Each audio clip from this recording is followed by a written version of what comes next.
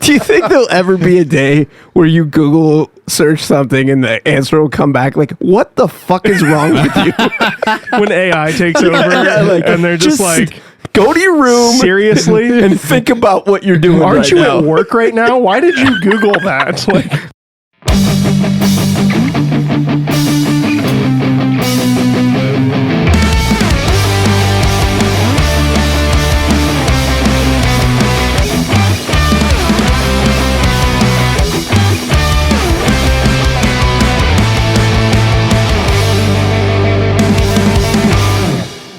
Hey everybody, we are the Geek Battalion vets. Welcome back. to who? Oh, huh? Me? Oh, I mean, whoever showed you up. looked I guess. at me very like directly. I don't know. You gave it me was like a little confronting. You I looked at me and you gave me that like sweaty ball skit vibe look, where it's like, yeah, that's nice. That's I was going for a more ass pennies. Oh, okay. Ooh, I like that one. You gave him a very specific look, though. Like you looked at him. You looked like, at me, and I felt like I was a kid in a school play where I like dropped a line, and I was like, "Oh shit, this is me." Yeah. Sorry. Oh, try to be more aware I guess of my welcome looks. back. I am back in person. Back. So Yeah. No live via satellite tonight. That's good. That's good. Anyways, we are the Geek Battalion vets. I am B, and with me, as always, my what did you call us last time? Just shorten it to battles. Is that what you're doing? Or Battle buddies, battles. Yeah. yeah, these two fucks. There you go. Hey, that's a callback, baby. Yeah, that's a throwback. Yeah. But on my right, I have my friend Jimmy. and on my left, my other friend. Duncan, Because I only have two. That's true. all I got. Yeah. That's all I got. Yeah, that's all you need.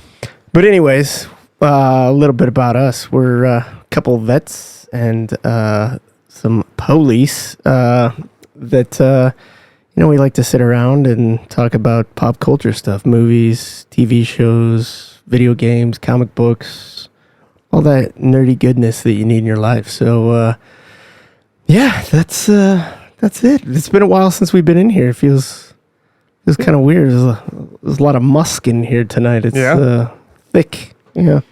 Yeah. Thick with awesome. Good save. Good save. Yeah. There we go. what we're saying is someone didn't shower. It's apparent, but it's okay. We'll get through it.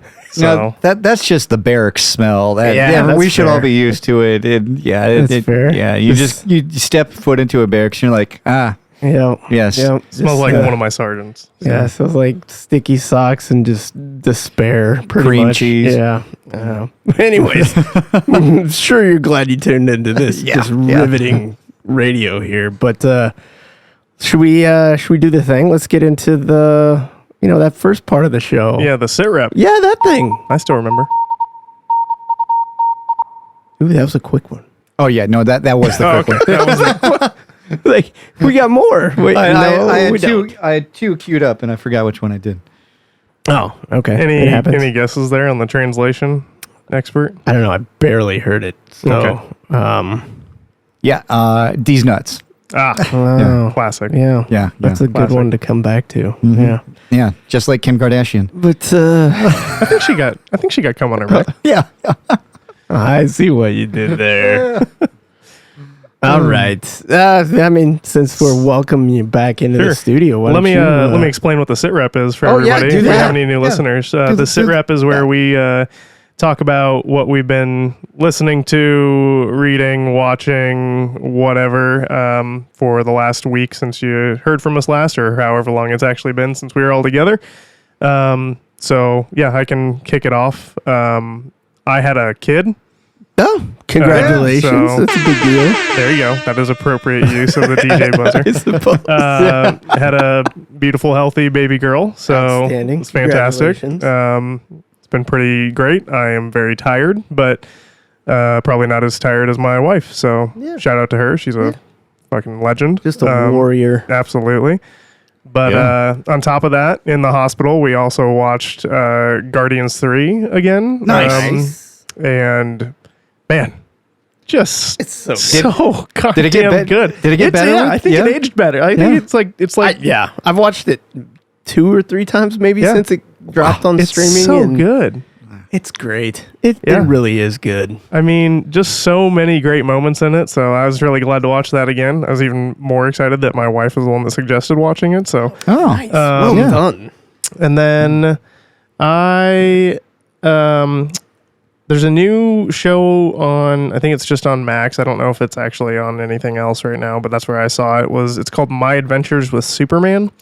Cartoon. Yeah, right? it's an animated and it's animated Superman show. Jack Quaid from The Boys and from Star Trek Lower Decks. Nice. Plays Superman and Clark in that. Interesting. And it's kind of like an anime style, but not like I don't know. I guess somebody might butcher me for this, but more of like an American anime style that's not quite super over the top. I guess that sounds insulting, but that's not how I mean it. But I'm trying to think of something that it's more similar to, but I can't really think of anything. Is it kind of like damn it, I just Invincible? Isn't the animation style a little bit like that? Yeah, that's what I was thinking of. Yeah, Yeah, similar, but just maybe a touch more towards the anime style of like classic anime style. Not quite DBZ. Yeah. A little bit more than Invincible. Yeah, somewhere in between there. And then like definitely some kind of like, I don't know if they're tropes or if they're just common things that they use in anime. Like the first time that Superman suits up, he has a very Sailor Moon suit up where he's like, nice. I know B's looking at me like he has no idea what that is, but I got you though. I got you. Yeah. Okay, yeah. Fighting evil. But anyway, sort of like Pokemon with Team Rocket. Sure, yeah. It's maybe a little less dramatic than that, but like very like throwing his arms out and like spinning camera and the suit just like forming up in. Like Wonder Woman. But kind of, but not quite like that. You'd have to see it to get it, but and he only does that once for all the people that freaked out about how that was not Superman, but it's good. Jack Quaid is good as Clark and as Superman. It's a very like, I don't want to say different Superman, but it's like a kind of a different interpretation in the sense that he's early on. We're seeing him become Superman and use his powers actually as a superhero for the first time. Like he's known about his powers his whole life. He's used them, but he's just kind of kept them under wraps. He's helped people like the show opens with him like out on a jog and he sees like a cat in a tree sort of thing, and so he like real quick just goes and rescues the cat and gives it to the kid and like doesn't say anything about it. So he's been using his powers to do good stuff, but not like as a superhero necessarily. And then as story moves along, he gets himself into a situation where he has to rescue Lois and Jimmy, who he works with at the Daily Planet, or not Daily Planet. Daily Planet. Yeah, sorry, I was thinking Daily Bugle. Yeah.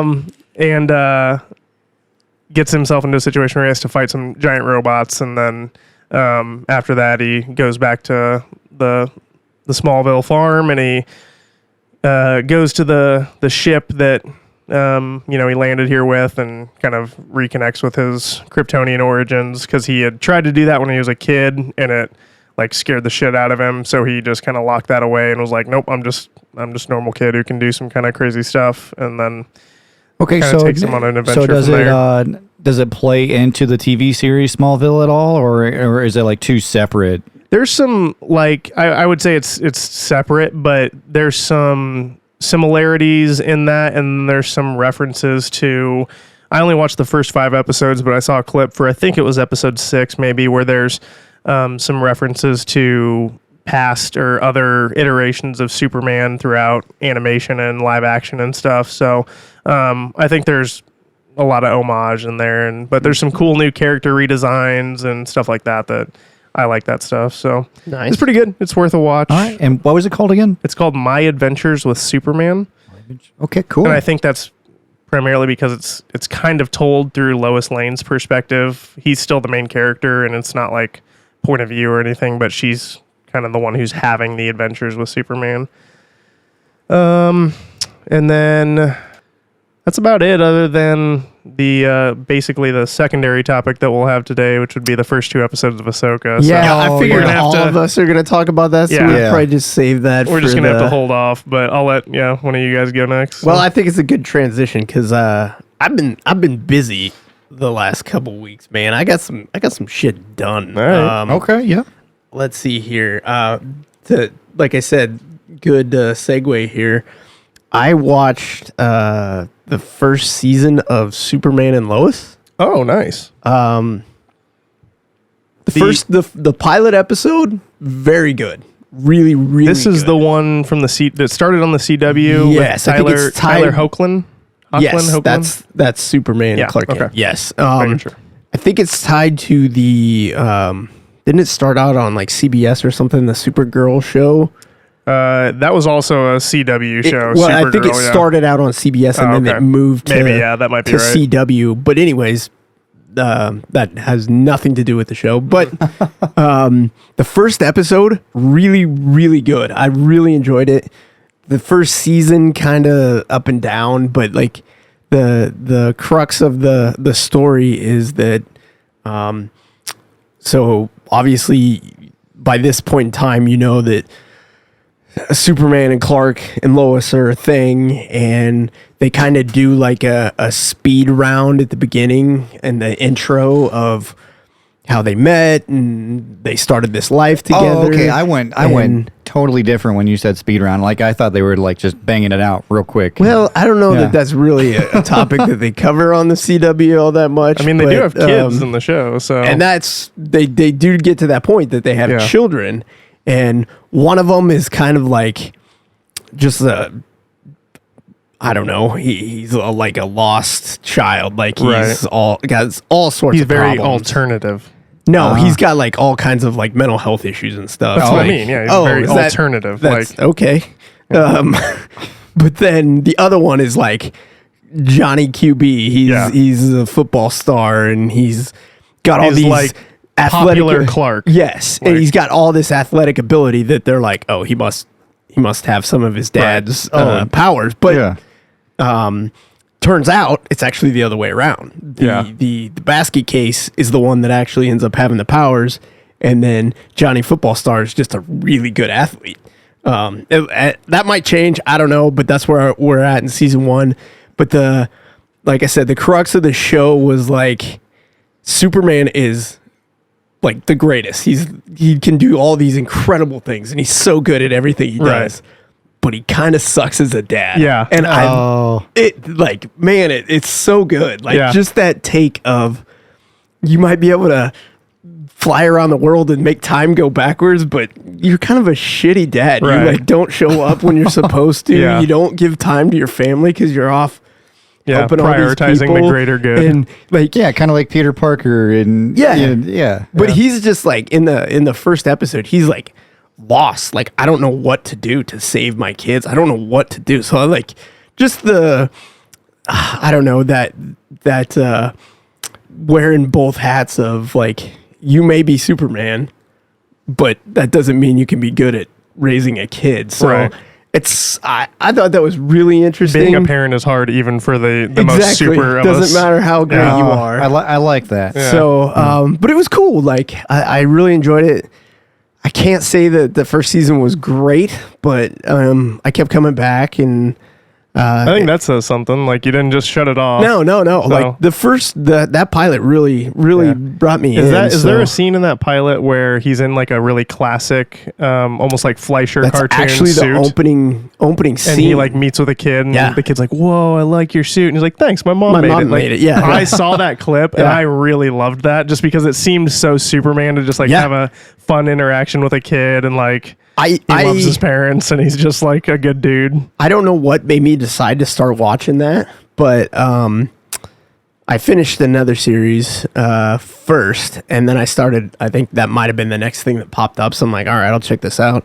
But I don't know why. There's something about him that I'm like, he doesn't look. I guess I was comparing him more to Cavill than anybody, I think. Yeah. And I'm like, nah, he doesn't have it. But the more I watched it, I'm like, no, this guy's solid. When Like, he was on the CW in Supergirl as Superman, I was like the same way. I was kind of like, he just doesn't like whatever it is. that That couldn't X place factor. it. I just don't. Yeah. I just don't feel like he has it. He's not terrible by any means, but he just isn't Superman. And I think part of it was the suit was terrible on the CW or on the Supergirl show. I think that's part of it. And it was slightly, I guess like there was too little musculature, like, and now I think they've beefed him up slightly. Anymore. He looks like he's got shoulder pads on now. Yeah, but it still, I think it works well enough that that now, like, having seen some clips from that show, I'm like, yeah, I like him, and I wouldn't even mind seeing him in a movie. Like, I don't think we're going to, but I like that guy. So. Lois kind of drives me nuts. I don't know. She's like one of those actresses. Like she doesn't cry a lot, but I feel like you're gonna cry in this scene. Like she's on the verge. Like for perfect example, Kristen Kuruk. I loved her in Smallville, but if you played a drinking game where every time you watch Smallville and Lana cries, you're gonna be dead by like episode 3 or 4. Yeah, that's like Star Trek Discovery season 1. The main character Michael, she cries at the drop of a hat. And so, yeah, that's a big thing in the Star Trek community about her crying a lot and too much. And And like I said, this Lois doesn't cry, but I guess she's always just scowling. And I'm like, just stop, smile or something. But like I said, we're gonna get a bunch of hate from our 2 female listeners. She's pulling a Kirsten Stewart. She's got that one look, and she's nailed it. I don't know. I don't know. I think I've said too much already. Yeah. But she just, I don't know. Moving on. But good call. I've started the second season. It's not quite as intriguing as it was in the first season. The story kind of, like I said, goes up and down. But I'm such a hardcore. I loved Smallville when it was out, and I still own all 10 seasons on DVD, which. It's on Hulu now, so I don't know why I have them anymore, but I do. And they bring characters back. So the majority of the show takes place in Smallville. Yeah. Because they moved the family to Smallville. And like, so Lana Lang comes back, and we haven't met Pete yet. So I'm wondering if, he's going to show up, Clark's old best friend. But it's interesting. It's definitely worth the watch if you're a fan of the Superman stuff. But the other thing that I think you guys will be happy about, I finished The Last of Us. I got that all done. Nice. So that's what I was watching before, and then I went into that. Okay. But I don't think you're going to like that I was not blown away by it. If you're going to say anything negative, you just need to stop. I'm not going to say anything negative, but I'll tell you, the Ron Swanson episode he was really good. That was an amazing episode. It was surprising to see him go that route, and I was like, man, I didn't know that guy was such an actor. Like, he really showed his chops. Yeah, no, it was a great episode. And then like in between that, man, like the last 2 episodes I absolutely loved. Those were my favorite. Yeah. But I just like, we're just walking some more. Is that? See, I really enjoyed keep walking. I just really enjoyed like Pedro Pascal and I can't remember her name now off the top of my head. Yeah. Bella. No, I thought she was great. And Bella Ramsey? It's hard to find like consistently good child actors. Yeah. And like, I don't know. She's probably she's 13, like 19 40. or 20. Oh, is she? Yeah. Okay. That probably explains it that's then. part of it, but I don't know. Like the zombie thing isn't really my niche. So I don't know. It was fine, I guess. I really liked the last 2 episodes. Spoiler alert for this show that if you haven't seen, you should definitely go see that hospital scene at the end where he's just mowing down people to get to Ellie. Yeah. So fucking I also good. enjoyed his fight to go take out the Chimo. Yeah. In the episode before that. Yeah. That was pretty. I think my favorite part about like the show and mostly those last couple episodes is there's a lot of like action and just in general movie and TV tropes that they just don't follow. Like people, oh my God, please don't shoot me. And there's no conversation. There's no like, okay, you can go, like, I'll let you go. I'm like a likable, nice hero. It's just execute. I'm just killing you because I have one job and it's to go get that girl right now, and that's all I care about. Like when the doctor is like you can't do this. Like we have to, and just blows him away and just it's really good. No, I liked how in the I don't remember what it was called, but like the Ron Swanson episode is the only thing I know it is when how they kind of set it up, like showed the timeline of that guy's life, and then they show his first meeting with Pedro, and then he writes on his deathbed, he writes his suicide note of I'm guessing Pedro's gonna be the one to show up, and I thought that was really cool. But I don't know, I thought it got predictable at times in that in between. And like I said, it didn't blow me away like everybody said it would. But I did enjoy the last 2 episodes. So we'll see where it goes. That giraffe, everybody says it was CGI, but it wasn't. That was a real giraffe. That was up for debate. There was a bunch of people online that were like, God, the CGI looks fucking terrible with this giraffe. Like, why would they do that? It looks so terrible. And then they were like, hey, idiots, here's all the behind the scenes. Like, it's a real giraffe. It's a real giraffe. Yeah. I guess I didn't know that. Yep. But, no, that was like a huge uproar. Like, after that episode came out, everybody was like, oh, yeah, as he says. And, it was...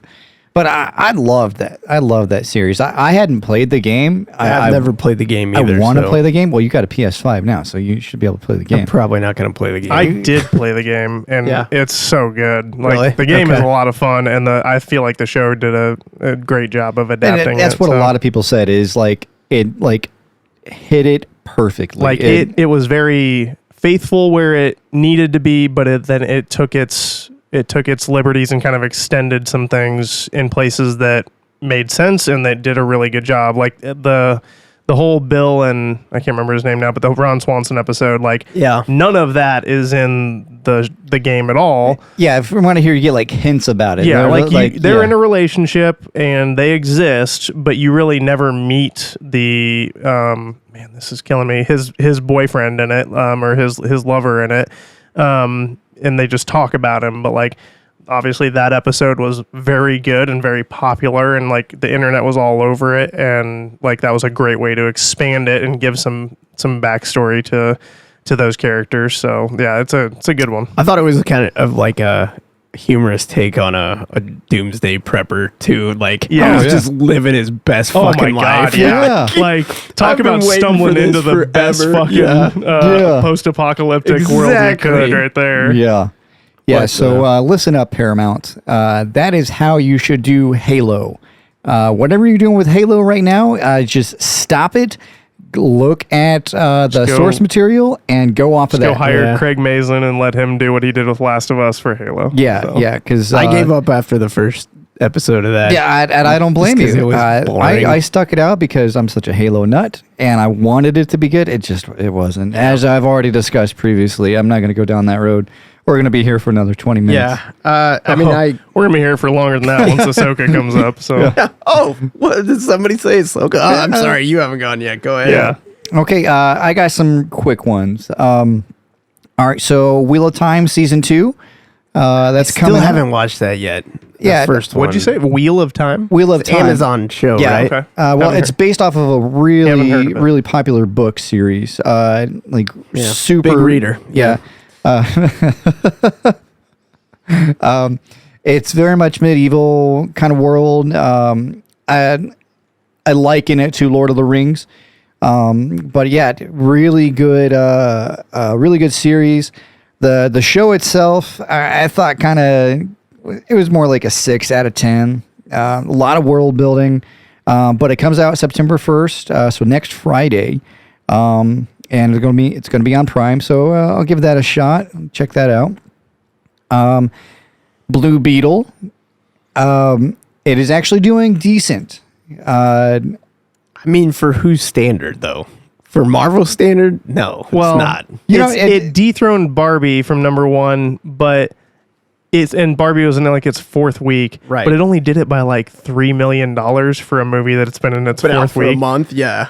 and it only made like 25 or 26 million dollars opening weekend, I think. I think it was the lowest, one of the lowest opening weekends. Their target was 24, and I think it hit 26. Yeah. So I mean, they're at least hitting their projections.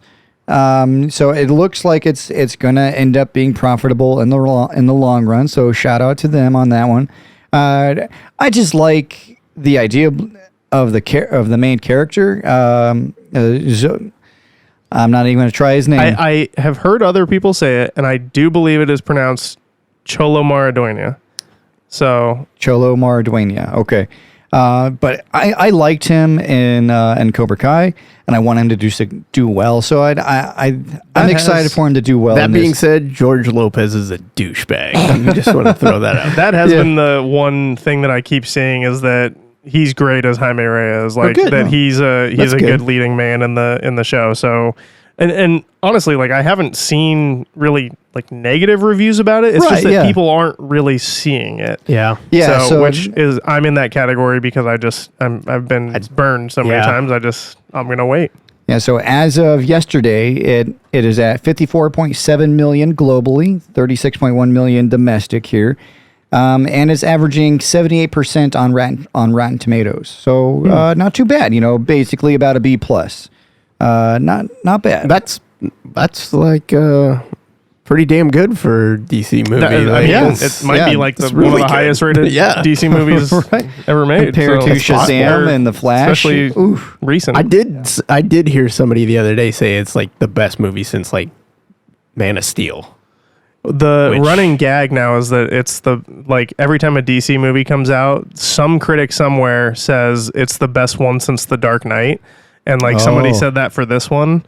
But again, that doesn't mean it's better than The Dark Knight, but that's also very possible. Sure. That's a very low bar. They haven't put a lot of great things out since then, so yeah. Yeah, I haven't seen it yet. I want to see it. I'm probably gonna wait. I'm not gonna lie. Watch it on HBO I'm probably or gonna wait. Max. Yeah. Now Warner Brothers did blame Hurricane Hillary on the low turnout. I don't know if that really has much to do with it, but they're claiming that as a reason why it didn't perform super well. They should also blame their inability to make a decent movie. That probably they should also blame the fact that they didn't put out any marketing for this movie until 2 weeks ago. Right. So. Yeah, like they say, when you point a finger, 3 more point back right at you. So no, that's why Marines use knife hands, because you're fucking wrong. It's always you, all you. Who's wrong? You. Yeah. Okay, then TMNT, Mutant Mayhem. Damn it! See, I was gonna go yesterday, but the point was to take my kids. And I'm like, I can't do it. So I waited. Okay. We'll see. Maybe it'll happen tomorrow. I really want to see it. Jimmy, did you see it? Did you take your kids? I did. Yeah. We took the whole family because we saw TMNT original in the theaters a couple weeks prior to that. Oh, that's right. You told me about that. And then we went and saw that because my daughter, she was like, we gotta see this. I'm like, well, hell yeah! If you want to see this, I will absolutely encourage that. So yeah. I enjoyed it. I thought it was a fun little flick. I agree. I took the girls to see it. The best part was that they enjoyed it. So good. I think the voice acting is great. I think the kids who play the turtles are solid. They have a fun dynamic. You can tell they really get along, and it works really well. I like Jackie Chan as Splinter. The story is nothing earth shattering or crazy. It's not. It's a predictable, just kind of formulaic sounds harsh, but it is. I mean, a formulaic plot, but I think it's done well enough, and the animation is good and fun. And I really enjoy the animation style. A fun flick. I was going to talk a lot more about it, but you haven't seen it, so I don't want to spoil it for you. Thank you. Yep. Sorry, I'm sandbagging, but and then the Power Rangers show up. Okay, that didn't do much for me. Yeah, I know. And then Voltron shows up. Ooh, yeah. what? Oh, there it is. Yeah. Oh, speaking of, and not to steal your thunder, I started watching Transformers: Rise of the Beast, and I stopped watching. Like, nah, I'm good. How far? 20 minutes? 30 minutes? I don't remember. I wasn't really dedicated to it when I started. I was kind of, had it as background about giving noise. that a go, so I'll see how it is. I kept hearing Pete Davidson's voice, and I'm like, you know what? Oh, that's this right. isn't worth it. I forgot he's So- like one of the main ones. Yeah, he's the first Transformer you meet. So the Porsche Mirage, yeah. Oh, nice. Okay. But you talked about in a previous episode about how Optimus was going heavy with the human, and like it's bad. It's real bad. Still there. So, but yeah. Okay. Anyways, so sorry. No, Cut it's you all off. good. Yeah. A couple more things here. Starfield, the video game. Oh yeah. Yeah. Coming out September 6th. Officially, you can play it on September 5th with a couple different versions. But it's an action RPG by Bethesda. It's the first new IP in like 29 years by Bethesda. Yeah. Wow. And it's yeah. Xbox and PC exclusive. Is that right? Yeah, I think that's, yeah. And it's open world. You can do first person, third person. You can switch it on a dime if you want. But basically, it's a space game, space exploration. You explore the Milky Way. They have over 1,000 planets. So yeah, looking good. Lots of hype around it. We'll get into that later. But it's should be pretty good. Next up, Baldur's Gate 3. Any of you guys heard this? My wife's been playing it, so. Oh, okay, yeah. Yeah. Basically, it's D&D, but on a video game platform. Yep. Yeah. Mm-hmm. And it has just been taking over the world D&D. I'm pretty big into D&D, and that's all my friends and everybody is talking about. Just Yeah. I've seen it mostly getting like 10 out of 10 reviews. Oh, yeah. All across the board. So I think your wife was trying to bring it up to me last night, and I had no idea what she was talking about. Yeah. I don't know. Yeah. I don't know. I've watched her play it a few times. I'm like, this looks interesting, but I just don't know what's happening right now. So Cool. and, yeah, no time like now to get into D&D. Yeah. I'm not against it. Yeah. So. D&D is more popular than it's ever been, and it is. I love it, but I'm looking forward to it. I'm definitely going to get it. Just haven't had a chance to get into it and do that yet. But you can play by yourself, or you can play multiplayer, and there's all kinds of exploits people have already figured out, like crazy builds. So yeah, check that out. Baldur's Gate 3. Let's see. Two last things here. Okay. In the world of F1. Daniel Ricciardo, he hit the wall and is out for the Dutch Grand Prix. I thought you were gonna say he's dead. Yeah, I was like, holy shit, man! Yeah. You really, Yeah. you really Yeah, no, eased that in there. Like, wow. Yeah, rest in peace, Danny Rick. Yeah. No, so yeah, the Dutch Grand Prix is this weekend. When you guys listen to this, it will have happened. But yeah, he's out with a broken hand, or excuse me, a broken wrist. He hit the wall and hit it. Come on, man! You don't need a wrist to drive. Yeah. You're just one-handed. It's fine. But good luck to all the drivers. Should be good. You know, Max Verstappen looking awesome as always. And then McLaren really turned their season around. Should be good. And then last but not least, this is my last thing here. Shout out to Riverside, Iowa. Went out there recently for my wife and I's anniversary because yes, we're big nerds like that, and we visited the future birthplace of Captain James T. Kirk from Star Trek. Do they have like some sort of thing there for that? Or Yeah. There's a little museum, and like there's banners all over the town. The city's really embraced it. They have a statue.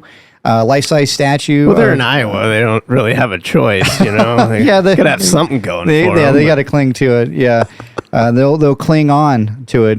Oh, I see what you did there. Yeah. That's, Hey, well, I that's a understood Star that Trek reference. thing. Yeah, good. Look at Yeah, that. awesome. I understood that. Yeah. Hey, Cap.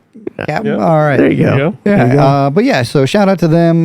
They made us feel really welcome. The little museum there, super awesome. Lots of really cool stuff. But yeah, and that's all that I have. That is everything. So I think a new Disney Plus series. Let's talk about Ahsoka. Ahsoka. thank God. Yeah. Ooh, was that your? That was a hawk. Oh, okay. Yeah. All right. No, that was That like was a sad hawk. Is there something on Lethal that makes that flies and isn't there an owl that follows It's, around it's, Ahsoka? oh yeah, or- the Mordecai or Yeah. whatever. Yeah, there you go. There you go. Yeah, That's yeah, one of well, those. yeah. That's what that was. Mordecai. Definitely. I don't remember what it is. But Yeah. yeah. So I did a thing. I finally did the thing. Oh yeah, your QRF. The QRF. Yeah, So I was laughing the whole time, all the way through, even when we were recording it, because you came over and recorded it again. Yeah. And I was laughing because it was good. You had humor, and I thought it was. Yeah, and that's very unlike you. So Yeah. B being funny. Nah, I'm offended. I was straight laced the whole time. No, it turned out really well. I think I loved the drops that you added in there with the Quagmire and the So John Wick, I searched through like 15 minutes of Quagmire saying giggity, trying to find the right one, and because like is there a 2 in the front, 1 in the back giggity here? Let's get that. Because like every time he would say like the higher pitch giggity, Peter would like immediately say something, or like there's like music in the background. So inconsiderate. It was frustrating. So well, thank you for doing that. That was good. But so I found a good one. But anyway, Qui-Gon should be fucking pissed. That's what I'm going to lead in with on Just this one. Starting off hot, huh? Yeah. Okay. maybe medical technology has improved. I mean, it clearly has, because I don't know. the Grand Inquisitor also survived that. That's true. That's true.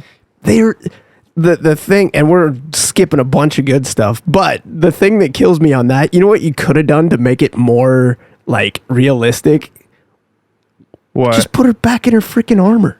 Sure. Have her wear her freaking Beskar. Yeah. And it could explain away some of it, but Yeah, but then there's no storytelling about how she's dark and brooding and why not? and needs Go not for to be the wearing gaps. her armor. Go for the gaps in the armor. I just thought. So spoilers for episodes 1 and 2 of Ahsoka. Yeah. Just before we just we're actually gonna talk about what is happening. Jimmy here. already shit in your bed, but Not really. And if you haven't seen it, that won't make any sense until you see it. Yeah. So, but what we're talking about is that Sabine is in a fight with Shin Hati, and she loses and gets run through with a lightsaber in the gut.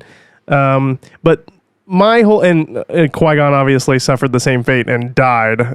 like pretty but quickly. Sabine actually. is very okay the next episode. Yeah. So, but She got I a just bruise. basically like Ahsoka is literally like floating overhead with the ship. Like she just got her to medical attention like right away. Yeah, that's Like fair. in Phantom Menace. Obi-Wan was literally right there. Yeah, but he just stood there had- like an asshole and then fought somebody. I was gonna say he fought Darth Maul for another 10 minutes and Okay, so you either fight the big baddie or you let your dude like kind of take care of himself. Self-medication, right? That's what we do. To self-rescue. That's what I Sure. said Yeah. last time. then well, I mean the Jedi have grown complacent and they never trained them on TCCC. He should be. Oh wow! Yeah, he should be more pissed at like, what did Yoda teach or Luke teach Rey? Maybe that there's a taught him how to the heal Force healing. himself. Maybe Like, there's a that's deleted bullshit. scene in the Phantom Menace where Obi-Wan is carrying Qui-Gon, but those ray shields, he just keeps getting like stuck. he keeps And he's just like like- hitting his head on the Yeah. wall, like, oh shit! Yeah, sorry. he's just like, this is fucking taking No, forever. why didn't he use force speed like they did earlier? Or he That's just the tries one to- time. or he You just only use that tries to once in your pick him Jedi up. career. He tries to pick him up. I'm like, Jesus, this guy's like 7 foot tall. Like,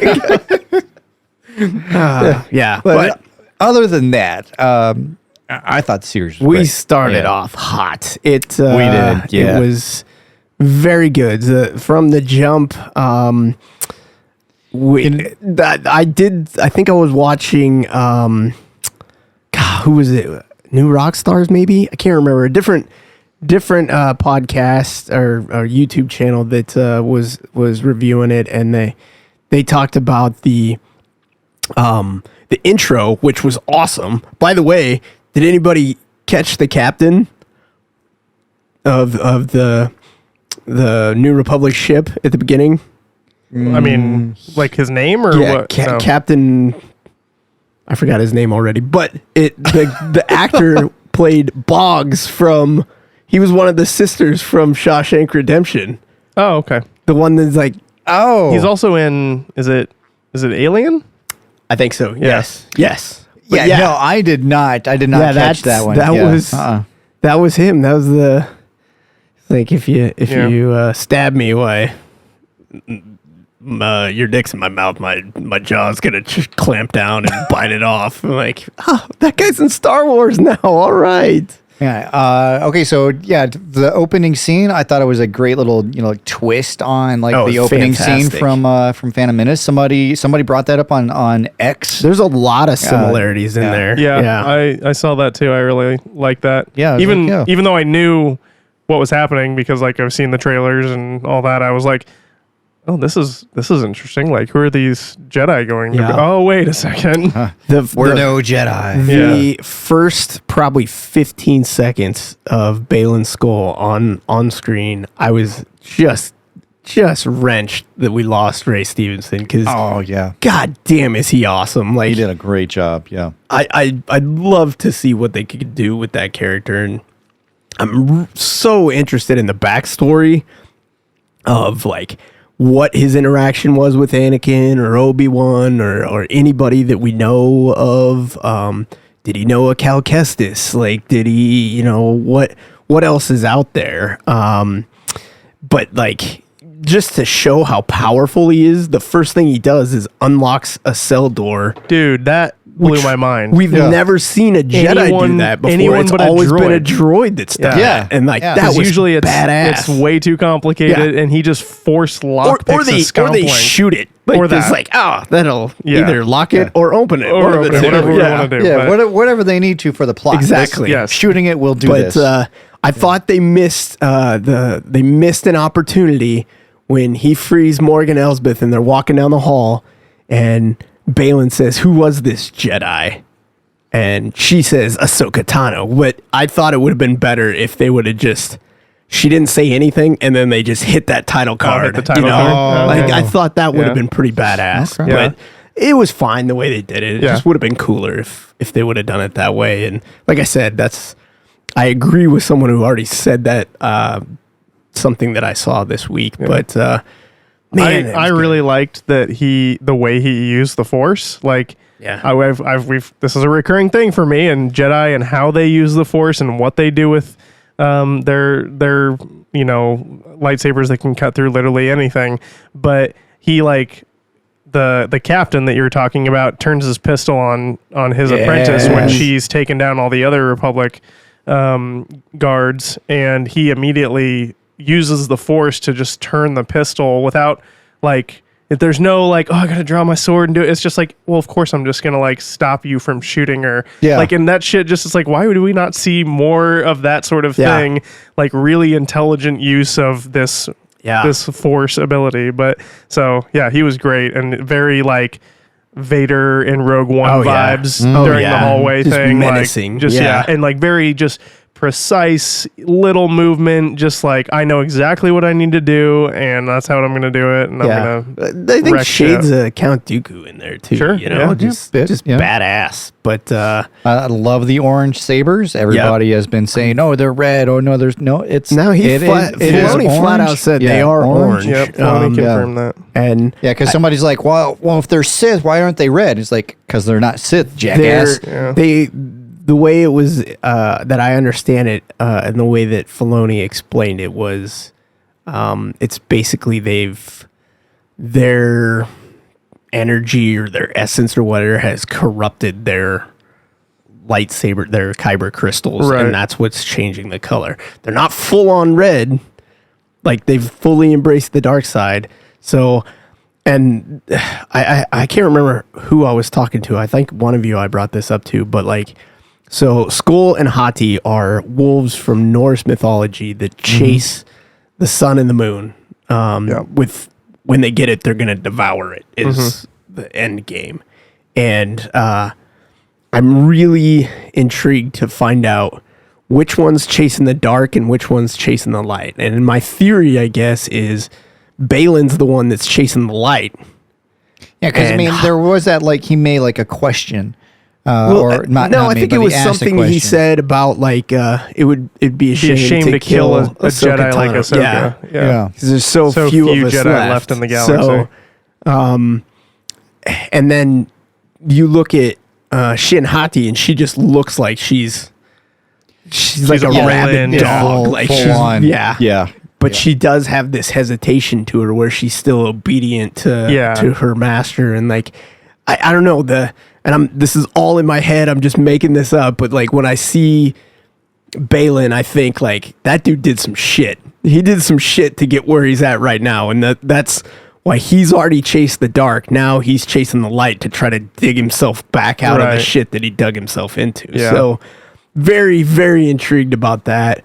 I'm so excited to see where these characters go, and it kills me to say it, but I hope they kill him off in this episode or this season, because what do we do without Rey, man? Right, like to have it open ended and have him never be able to come back would be shitty. Exactly. So, but the little bit of Indiana Jones action. I literally had that note. Ahsoka goes to the temple and plays Indiana Jones. And so as we're watching it and we don't know anything yet, I'm like, you see the spheres in the wall, and I'm like, oh, that's the Zepho, right? Yeah, that's what I thought. I very much thought the reveal was going to be that they were on Zepho. I think that architecture design of the sphere is Zepho, but they come out and say that this is a Night Sister temple. Yeah, on the planet Arcana. Right. Yeah. Which super cool, and I know that this was a question that we had gotten from, I believe it's our friend Scooter asked, why would an ancient temple have a star map to where Thrawn is hiding? Of Thrawn's specific location. My take on that is the map isn't to where Thrawn is. The map is to a location, which I'm guessing is the origin of the Purgle, the space whales. I think that's where they're from, and that's how the Night Sisters that came from that other galaxy ended up in this galaxy, and that map is to get back home, is my opinion. And then and Thrawn just ended up at that location. Yes. He's been able to. Morgan comes out and says, like, Thrawn calls to me. Right. So he told her where he's at. Right. And she just has to figure out how to get him back. You mentioned it there, but that's one of the other reveals that we get in this episode, is that Morgan Elsbeth is actually a Night Sister. Yeah. Right. Which is a class of force connected or force wielding individuals that witches. Yeah, that use the force through witchcraft. And magic and that dark magic. That green flame that you see when she ignites the map all over the place. That's all the Night Sister magic is, like either like a green fog or slime or it always fire has that like hue. that. Yeah. But skipped over a bunch of stuff. For starters, the return to Lothal, which you're not into Rebels yet, are you? Not yet, but I understand its significance. Yes. Mm-hmm. So looked incredible. Looked so super good. Cool. Yeah. And then I didn't even think about it, and I was kicking myself when I was listing off characters that I think will be in this. Ryder Azadi, Clancy Brown himself, Mr. Krabs, played by the same voice actor. Yep. And he looks like spot on. Yeah, he looks great. That's another just a little tinge that makes me think that Filoni's been planning this for decades. Like he's you got Bo-Katan, you got Sabine Wren. Obviously, you used a different actress. Sure. And same with Ezra, but like, I would imagine he's playing chess. I would imagine he's playing hollow chess. Yeah. I would imagine he's had a kind of wish list of like where this stuff would go. Right. So that if he ever got the opportunity to make this sort of thing, then he'd have the seeds planted. So. Right. And he did a hell of a job because loved it. But I loved the incorporation of the mural from the last episode of Rebels. That was a good touch. Yeah. It's the same art. It's the same. Yeah. Yeah. They just cut it right out, and it's so awesome. I will say, like, them making that like a national monument essentially for the planet is like a little goofy. It's kind of weird, but it was a cool callback. Yes, it was a good like homage to the ending of Rebels. Yeah, and then we get our first. Well, not our first because there were a couple previous examples, but kind of our first taste of Star Wars punk rock with Sabine. Dude, that song it's called Igya Ka, I learned. Wow. And I'm hoping that it becomes available to stream because it's fucking awesome. Yeah, it was I really badass. enjoyed that moment. And like the whole thought of Sabine being like punk. Like, Yes. Yeah, I'm totally Perfect digging sense. that. Yeah, that plays into her character well. Yeah. My only complaint of Sabine in the first 2 episodes so far is like how detached she is from her Mandalorian culture at this point. Yeah, There's such a big part of her in Rebels. Something happened. Hopefully, we get some backstory there because Yeah. I mean they gloss over it a little bit. There's definitely Ahsoka and Sabine did try to do the master and apprentice So relationship. that was the question I had because Yeah. I haven't seen Rebels. That's not a thing in Rebels? Not at all. Sabine? No. She 'Cause trains. She trains a little bit in lightsaber combat with Yes, like Ezra, but right? that's when she's With- learning how to with, use with Kanan, Kanan, yeah. Kanan and Ezra. Yeah. That's when she's learning how to use the dark saber, Right. Because she's gonna go try to reclaim her family. She name. briefly wields that for a while, but Yeah. So yeah, that was my question. Is there is a little bit of an unexplained history that's just implied? Yeah, then. Right.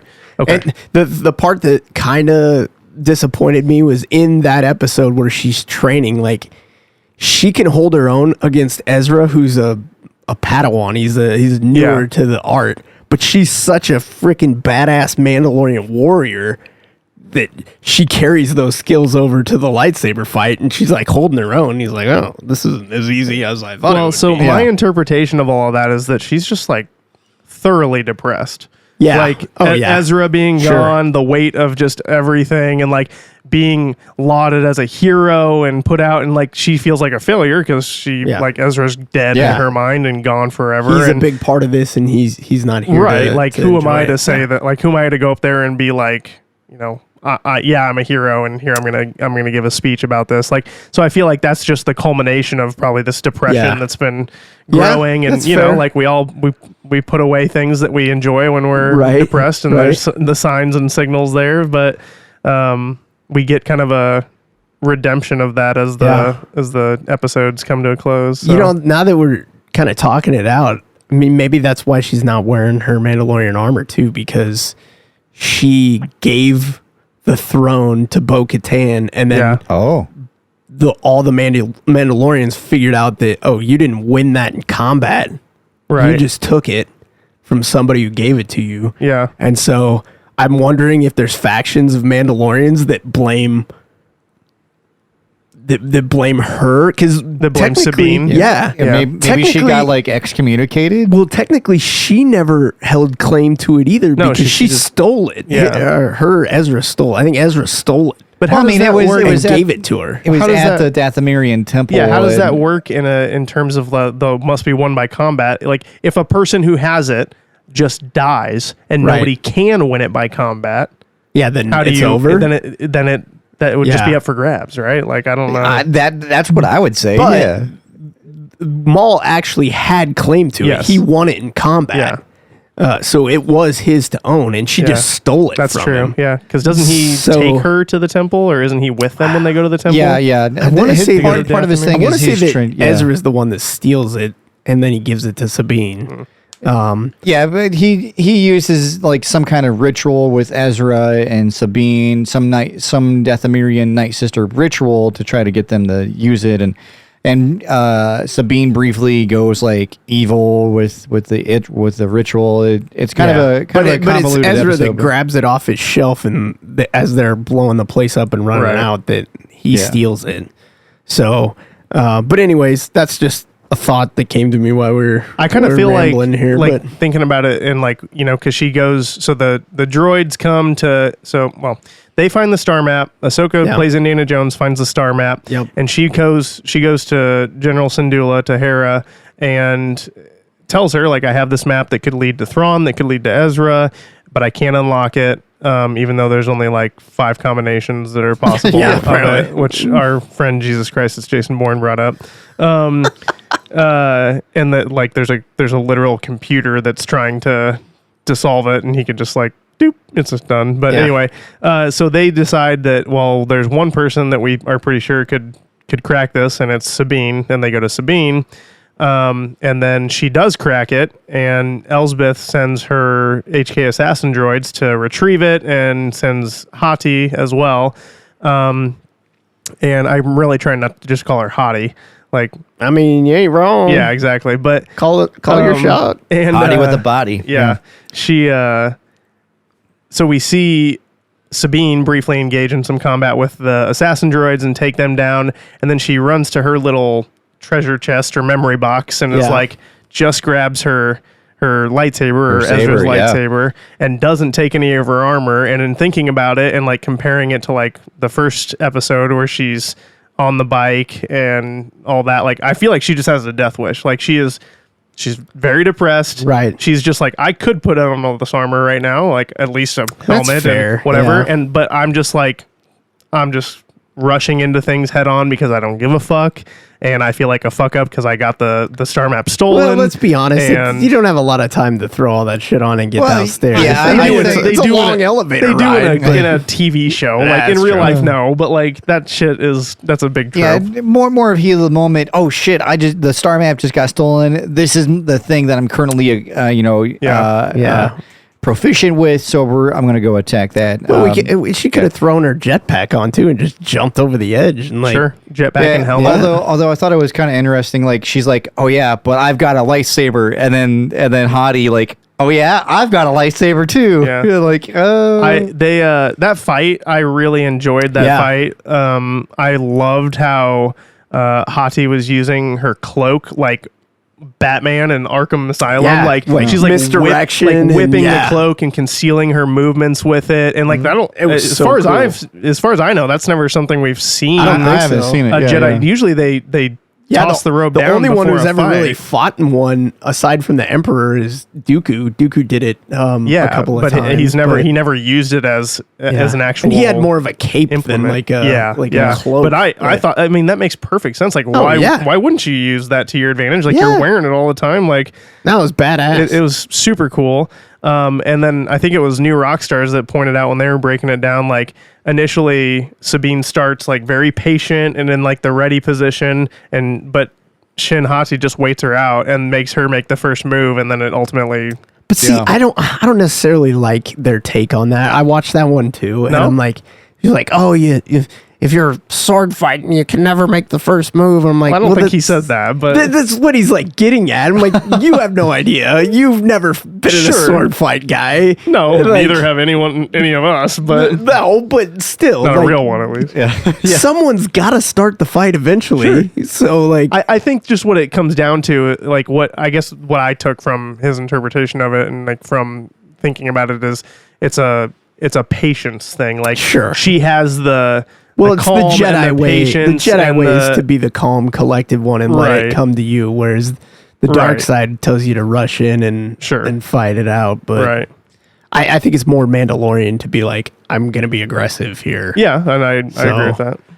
But excellent fight. She gets stabbed in the midsection. Just kind of wings her. Doesn't quite go center mass. It is very like side. Yeah. Like it's probably like, just a rib. Just above the kidney, kind of. Yeah. Like, just got some love handle. Yeah, it's fine. Definitely survivable, apparently. But yeah, I stand by that Qui-Gon is pissed. Yeah, probably. So we're all over the place on the series, but we kind of touched on a little bit. Ahsoka there at the beginning, she's going Indiana Jones. I gotta say it. Her initial fight scene looked a little clunky. So I brought this up too, not just that first fight scene, but when she is running back to the ship. Yeah. Like the Ahsoka that we know from Clone Wars, and I'm guessing Rebels, I haven't watched Rebels, but I'm guessing they don't change it particularly there. And most Jedi that we've seen are very athletically gifted. Right. Yeah. And she looks like she's having some trouble running. I think she looks combination very unathletic. But and like I don't know enough about Rosario Dawson. Like I'm assuming she's probably athletic. Sure, I just guess with all the stunt work she's done in her career. Sure. But I think, and this is just dumb guy sitting in a chair, but I think the combination of that like poncho and her head tails or head tails, whatever you call them. I think they're really constrictive to move in. Yeah, I would guess you're probably right. They might look really good But I think those are some issues that maybe they're working out. Like, to Michael Keaton's Batman, he couldn't turn his head. Right. Like I wonder if they'll develop something as the series progresses. Of if we're gonna have more intense fight scenes, are we gonna have the basically CGI tales from there to maybe counteract that? But I don't know. That's just my take. That's what it looked like to me, especially when she was running. Well, she's like running from that explosion. But those things are flopping everywhere, and her cloak, she's like getting caught in. She's literally like on the verge of death. Like if this catches up to her, like you're gonna die. You should probably run. And she like gets to a set of like, it's like 3 or 5 stairs, and like she's a Jedi, and she literally like tiptoes down them real quick. And I'm like, oh come on, just jump the stairs. Hey, I hate stairs too, man. I get it. But that's like been my only real complaint about. Yeah, the scene that really sticks out to me is she does like this force jump. But it's very evident that there's like a wire pull. A wire pull, yeah. So like that scene like just keeps replaying in my mind when I'm thinking about her, and like it goes against the Ahsoka I have in my head of being like very like able to move very easily, fluid, yeah. But I'm hopeful that yes, it improves along. I think it will. It's just like the opening little bits here, but overall though, I'm in love with the series. I think they have nailed it, stuck the landing, and we got a recurring character that I don't know if we knew about. I don't know if they were in the trailers or maybe I just missed him. But Hu Yang, he was in there. Was he? Okay. Yeah. And voiced by David Tennant again. Yep. So that was cool. From the Clone Wars, he was he taught younglings how to build lightsabers. Yep. That's right. Yeah, he did. Yeah. Cool title too of Master and Apprentice, which who has a lot of references. Could be this side, could be that side. I'm all in on Sabine being not just a Jedi, but apparently a shitty one. I like because Hu Yang has that great line of like, of all the hundreds of years that I've served the Jedi Order, you have the lowest acumen. You have the least connection with the Force of anyone I've ever seen. But I really like that idea in Star Wars of not just being like Rey, where you're just a super talented and gifted, and it just comes to you like that, like being a skilled warrior like Sabine is. And I really just want to like test the concept of like, since the Force is with everyone, like, and we've got this whole midichlorian idea that they kind of like still just don't really talk about, but like, unless they're cloning, what does it take to actually learn to tap into the Force, and like, and can you, if you don't have a high midichlorian count or whatever the natural aptitude to do it, like I really like the idea that somebody wants it bad enough so they work it until they get it. That's a great point. I'd love to dive into that at some point as well. Maybe in the mid-season review or the end of the season review, but that moment felt very Morpheus Neo, kind of like the Oracle told you exactly what you needed to hear. Right. So like, I think that I don't think Hu Yang was necessarily being a dick. Yeah, I think it was like, if I lie to you, you're gonna know I'm shooting you, like just blowing smoke. Plus, like, you're Mandalorian. You don't want to hear like, "Oh, it's all right, it's okay." Right, exactly. Like it's her cowboy the fuck up moment. Yeah, exactly. Like the tears of the sun. Yeah.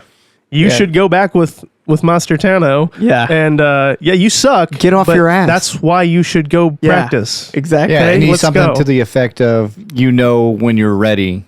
And like then she's like, she says something later on like, I'm ready. Yeah, like, okay, let's. She calls Ahsoka and just says, I'm ready. Yeah. And they both know, like, okay, let's do this. Time to suit up.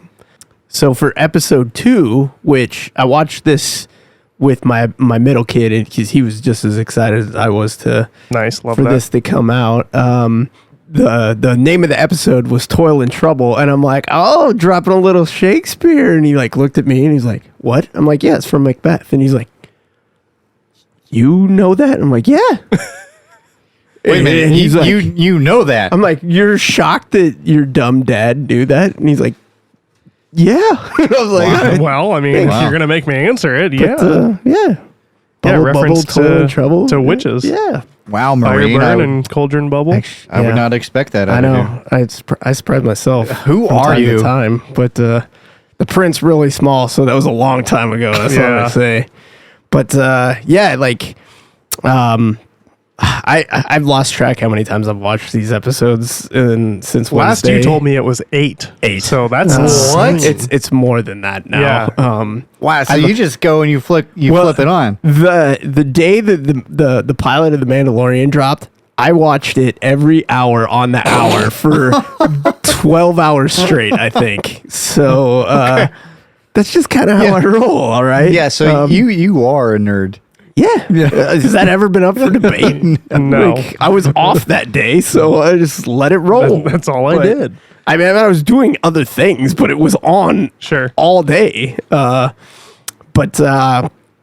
that being said, I don't remember how the second one starts out. Sabine is alive. There you go. Yeah, She's yeah. alive. They're in the Hospital. And it, to me, what I thought was happening, because there's some, like, you can hear like dialogue from the first episode going on, and like dialogue from the fight, and just all sorts of stuff. What my thought was that Sabine was like reliving it and struggling with this, and like having like essentially like a night terror about what she just went through, and Ahsoka was sensing this in the Force, and like, so they have this kind of connection, which made me think of, I hate to bring up the sequel trilogy, but like the Force dyads, and like, and maybe that's why Sabine needs Ahsoka to be her mentor. Like they have a special connection in the Force that could help her unlock her Jedi ability. But anyway, so I don't think that's what it was. That's though. how it I starts. think it was Ahsoka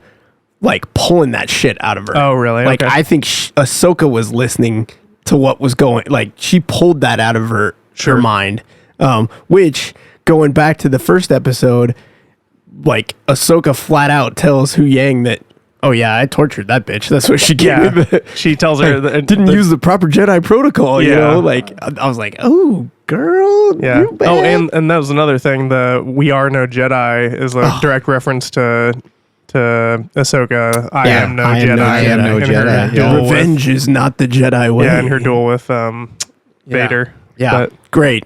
All right, well, I'm going to interject here because I have a question from one of our listeners here, from Captain America, a good friend of mine.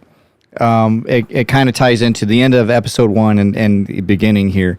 But he says, at the end of Ahsoka episode 1, Sabine gets stabbed in the gut, similar to Qui-Gon and the Phantom Menace. He says, Grogu used Force healing in Mandalorian, and he'd been out of practice for a few years. However, Grogu also used Force choke and is a little more aggressive than your average toddler Jedi. Is Force healing not a Jedi skill? And could Ahsoka have learned this skill while away from the Order and used it to save Sabine, or at least until she could have been seen by a medical team? It is what's considered a light side ability. Yes. I think seeing Grogu use it is because what we've seen of Grogu is that he is extremely, and possibly it's just his race, is extremely gifted in the Force, just as is. Like, and that's like I think that was supposed to be maybe representative of, like, yes, he may be young, but he has such a strong connection to the Force. That being said, well, I'll let you take your pick on this, but then I have another that kind of tails off of this. So there's, I know in the expanded universe, so like I think some of the books and maybe the comics, there were Jedi healers, and that was their job. So it's not like it's a new ability. Could she have learned it somewhere outside of the Jedi? Maybe she learned it before then. Who knows? Yeah, I mean, we didn't see what they were doing 24 hours, 24/7. Even in the Clone Wars, though, a lot of people died in her arms. So, like, you think she would have used it at least once. So my thought, and this isn't directly related to the healing, but in terms of like learning new Jedi abilities, since we've last seen her from Rebels, she displays kind of like the Force Echo. Yes. The psychometry ability that we see, that we've originally seen with Quinlan Voss and that we've seen with Cal Kestis more recently. which I thought was very interesting. Like, she's going over the battle after she's in the hospital with Sabine, and she's walking through where Sabine and Hati fought, and she's essentially having a force echo of what happened there. So that makes me wonder, where she's been and who she's been in contact with and where she learned that skill, or because that wasn't something she ever displayed in Clone Wars, and I don't think it was in Rebels. But so I think when the first time that they introduced that ability, so Quinlan Voss had it, and if I remember right, I think it was his species was able to do that. It wasn't necessarily a Jedi trait. Oh, really? But then you're talking the Force Echo or the Force Healing? The Force Echo. Okay. Force Echo.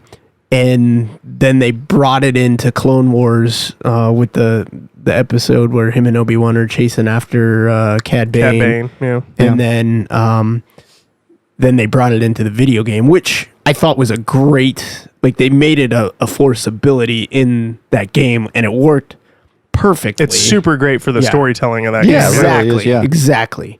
So, who knows? Maybe she had contact with. Well, because we know Quinlan Voss survived. That's right. He Order was 66. half. We do see him. In Kenobi. Yeah. So, I think that's one thing I didn't get to bring up in my QRF that I wanted to go back and add, but we're kind of a little late in the game and we got it out there. But I wanted to talk about the Jedi Survivor and Tanalorr, and like, is that going to come up?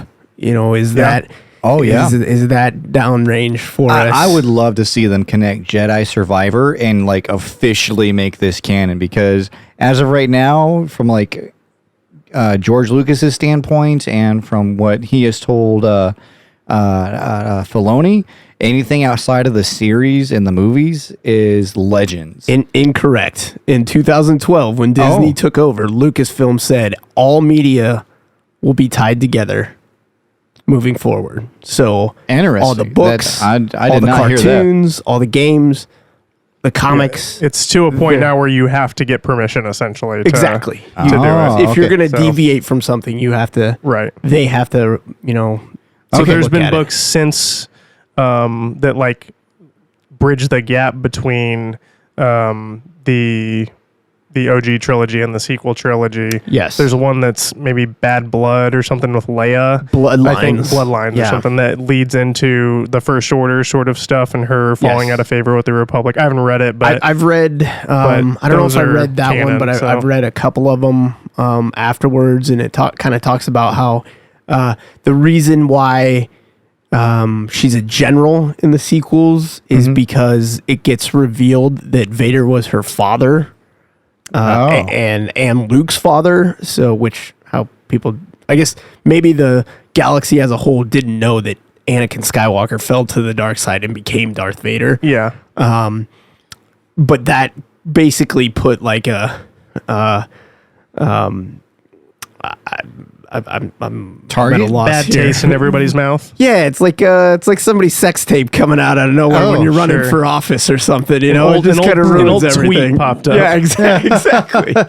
Yeah, exactly. Yeah, you want to explain what you meant by some porn star wants to come out and said you paid her much money to shut up. But whatever. Then you're getting booked into federal custody. But anyway. Hypothetically.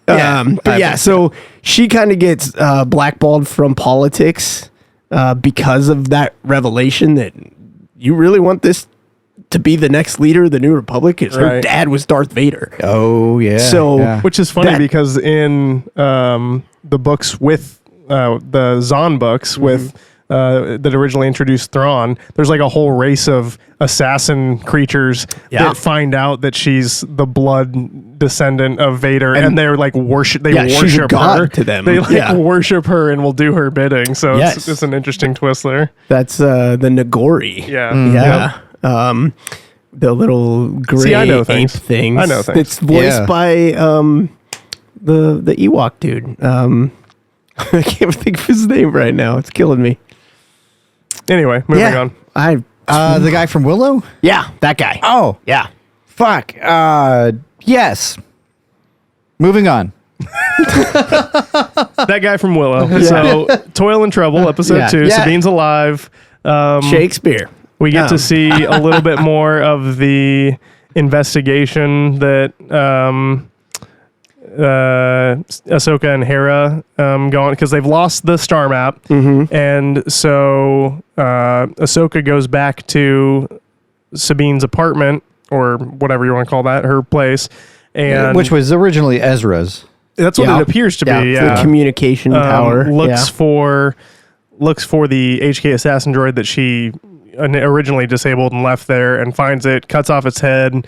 This is another thing with droids that I don't understand in Star Wars. Sometimes you need like a droid to like, it's just like a very delicate computer process where we got to like plug them in and we got to like download it and sift through the encrypted data. And then sometimes you can just like do it in a hospital bed. Just MacGyver the shit out of it. Like paper clip and that bubble gum. We'll get this thing going. Yeah, you just happen to have like a power level readout that measures it precisely. They get some information that droid was last on Corellia, and they know that Morgan Elsbeth has holdings on Corellia, or did before the fall of the Empire. Right.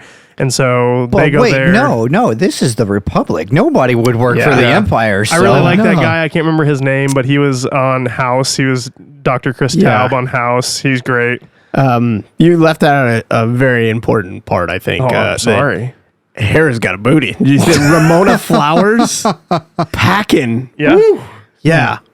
I think her head tails look maybe better than even like Ahsoka's. I think so too. I think that like just that general look and makeup works really well for her. Well, I think it's just that Twi'lek in general is fucking hot.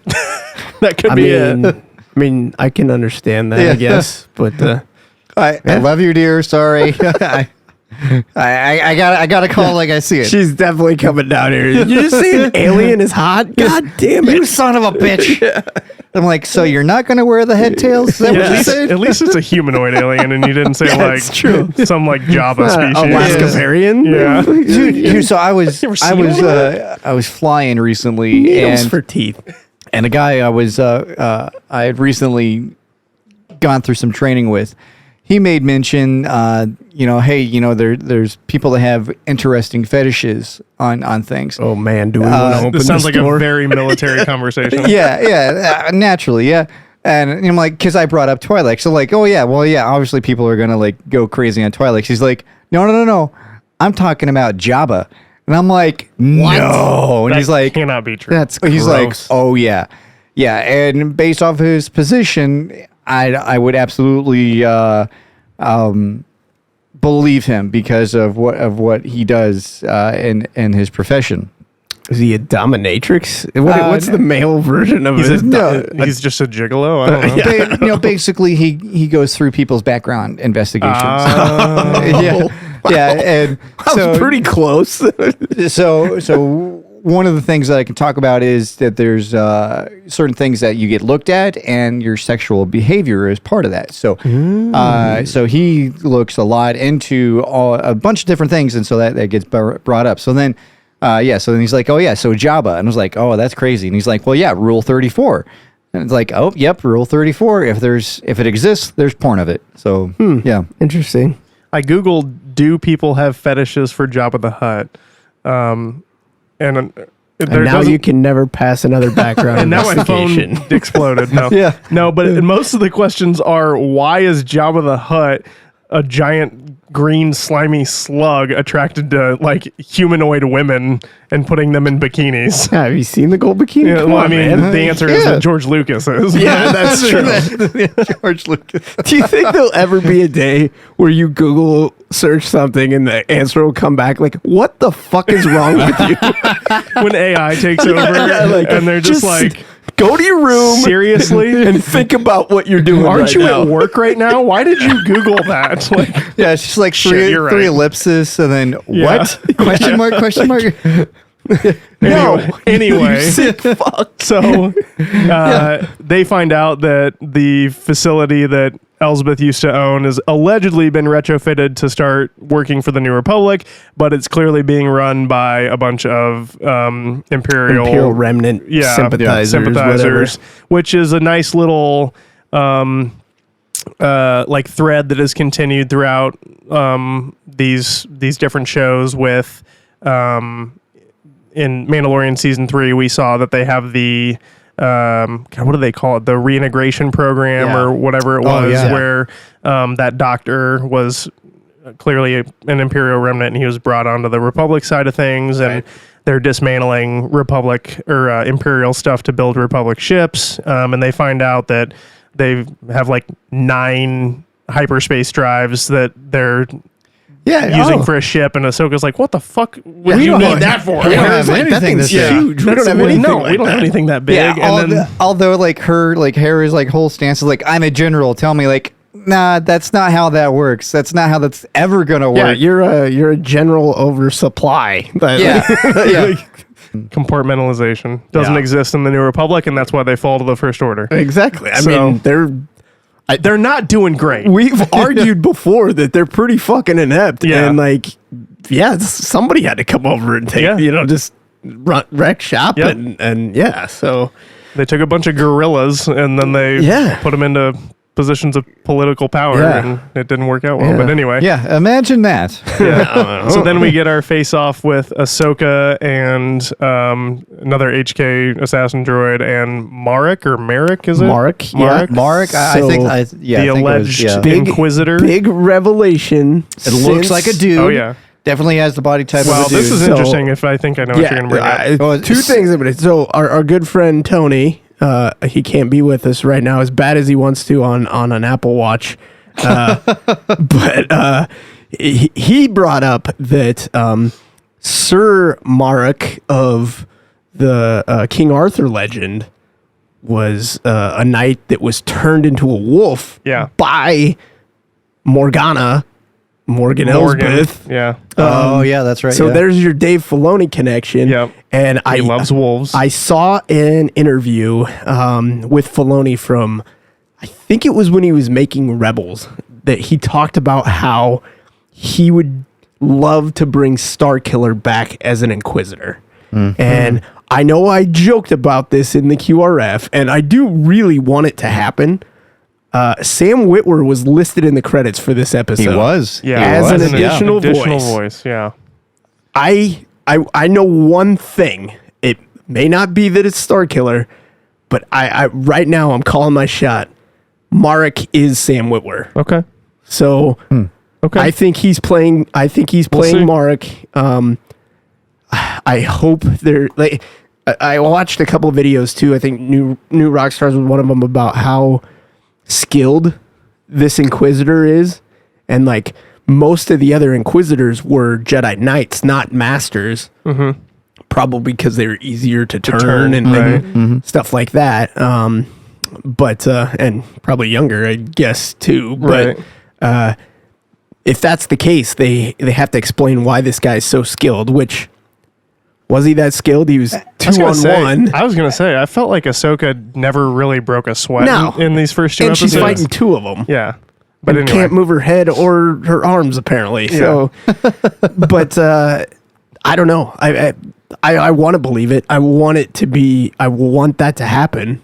How they're gonna explain it? Why he's an Inquisitor and Balin and Shin are these like in between Jedi or gray Jedi or whatever they are. He's taken like orders from them. Well, yeah. So absent of the whole Sam Witwer and who is Marek, what I'm really confused about is why is it that they have an Inquisitor in their group? Right. Because right now because the Inquisitorius is like fallen. It's done. Right. Vader's dead. This guy just decided, I just really like this spinning lightsaber. I'm just going to hang on to this. This helmet's fucking cool, man. I'm just going to hang on to this, and I'm going to just be a mercenary. I guess is that it? I mean, I guess. I don't know. Maybe he was recruited by Morgan or maybe Thrawn. Maybe Vader gave Thrawn, like, this is your personal Inquisitor. And Thrawn sent him to do some shit right before they went back to Lothal. And I mean, I guess. I mean, you're out on mission, and then your whole government topples. Yeah, like, do you stop being who you are? Yeah. Yeah, like, do I? He's just real grumpy because he got like disavowed on like like fucking some shithole planet somewhere, Yeah, and yeah. he's just like, I was trapped there for years. He's doing a police call somewhere. I'm like, God damn it. Yeah. I've been doing this for years and I didn't have to. Like, Yeah. I don't know. But I'm telling you, if it does turn out to be like they try to bring back Starkiller in some way, I'm going to pop such a fucking raging hard on. It's going to be awesome. I'm excited for you. I just hope I'm not there for it. But yeah. like being like the kid from Smokin Aces where he pops the boner. Oh, God. I can't wait to we're- talk about We're that. going to get into that. But yeah, that would be But me. yeah, so I don't know. There's so many signs that are pointing us to it's the return of Starkiller, and I hope it is.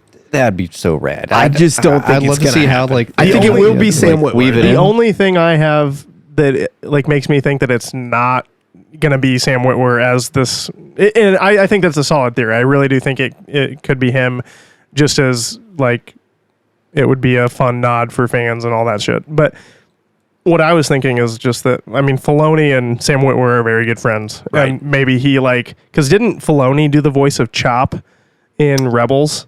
All of it. Yeah, he is does it Chopper, in this yeah. too. Right. So, well, Yeah. that was maybe like I was thinking that maybe Witwer just has some random weird voice cameo. I guarantee he did. Like he's in the booth making the Purgle noises. He's Like, yeah. No, it's entirely possible. Like- Like he. I'm sorry, everyone, that I just did that. Mike. He was the voice of one of the K2 droids from Andor. The one Oh, that really? arrests him and like bashes him against the wall. Yeah. Before he gets sent to Whitwer prison. was? Whitwer Okay. was. Oh, I didn't or know that. It was either that or actually, I take that back. I think he was one of the sand troopers Oh, okay. that was with him that told the droid to bash his head up Sure, against the wall. yeah. That was Whitwer. 'Kay. So he's been in a ton of shows. Right. I'm pretty sure he's multiple things in The Mandalorian. Like, he's been in all this stuff. So does it surprise me that he's in there? No, I said that from the beginning. I think he will be in this some way, somehow. Yeah. And the similarities in the name, Yeah. whether you want to argue or not, there are some similarities in the helmet. No, Sure. The double-bladed I'm not saying lightsaber it's he the played same Maul thing. before. Yeah, there you go. But So there's like so many. I mean, you could go on and on and on. I think, and like I said, will, I think it's a but- very solid theory. I just managing my own expectations. Yeah, I saw somebody was getting real deep into it and was like, the stunt performer is 6'1" and Sam Witwer is also 6'1". I'm like, oh my god, that's it. Yeah. So Yeah. who knows? But Tom Cruise is 5'4", and in every movie he's 6'8". So, but anyway. it took me until the second watch of the episode to see the Purgle in the clouds. Yeah, when they're on Cedos. Yeah, and I didn't see that. at the when they pull the map up too, and this goes back to my theory of where the map leads to. Mm-hmm. So when Ezra entered the world between worlds, the portal that he went in was encircled by the Loth Wolves. Mm-hmm.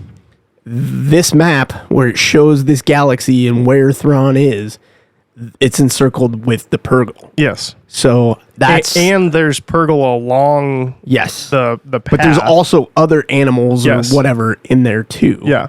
Oh, interesting. I'll have to watch So that again. like I said, I think that's it. I know you have a theory about maybe this is gonna go backwards or forwards in time. Well, and credit again to New Rockstars. This isn't like my original theory. I'm not smart enough for this shit. But like they've been saying, and I tend to agree, that Thrawn is not in just a place. He is in a specific time and place. Which my only reason that I really agree with that is because, okay, he got out there. Ezra succeeded, and he dragged his ass out there with a Purgle. How is he not just come back? There's nobody out there. He's the only person who's there. He can't hitch a ride. He can't like I don't, there's maybe nothing, they don't have the technology aside from the Purgle to get there. Maybe it seems strange to me that he would go somewhere and being this chess master genius badass that he is, that everyone says he is and that he's been portrayed as in all media essentially, that he just like, yeah, I'm just stuck here. I don't think that's the case. I think he's just stuck there. I don't think it's. All right. I know. Sounds boring, but so what the fuck's up with Ezra?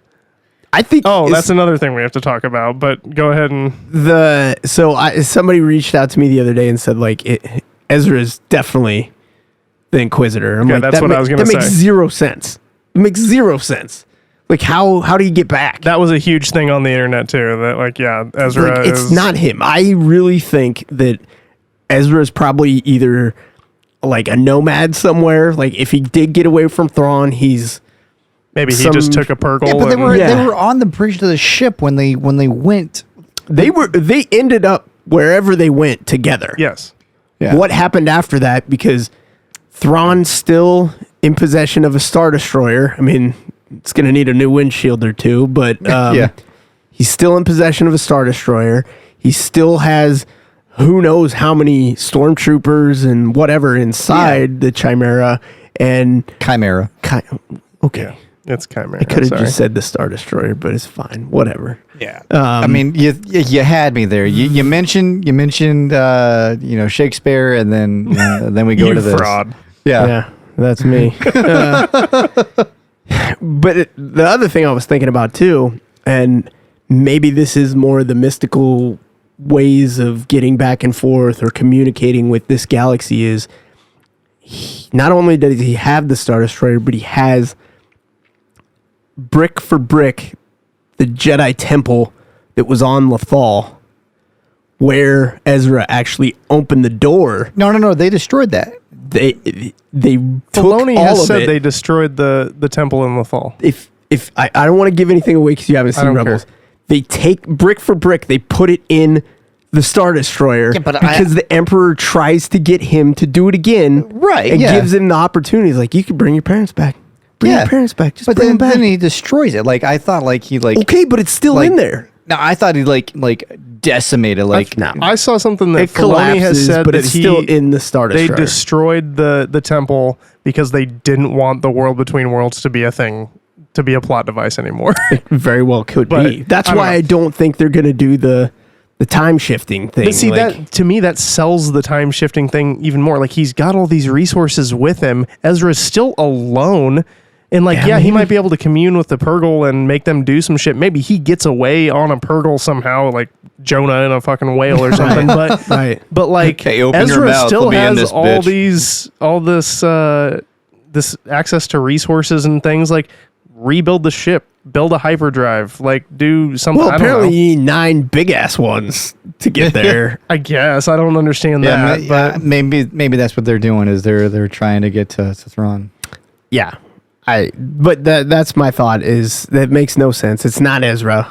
I agree with that. I do not think it could the be several Inquisitor other is people, Ezra. maybe, but it's not Ezra. It would be interesting if it was just another known Jedi, though. Like Yeah, somebody no, I'd that be we- totally down with that. that we nobody knew.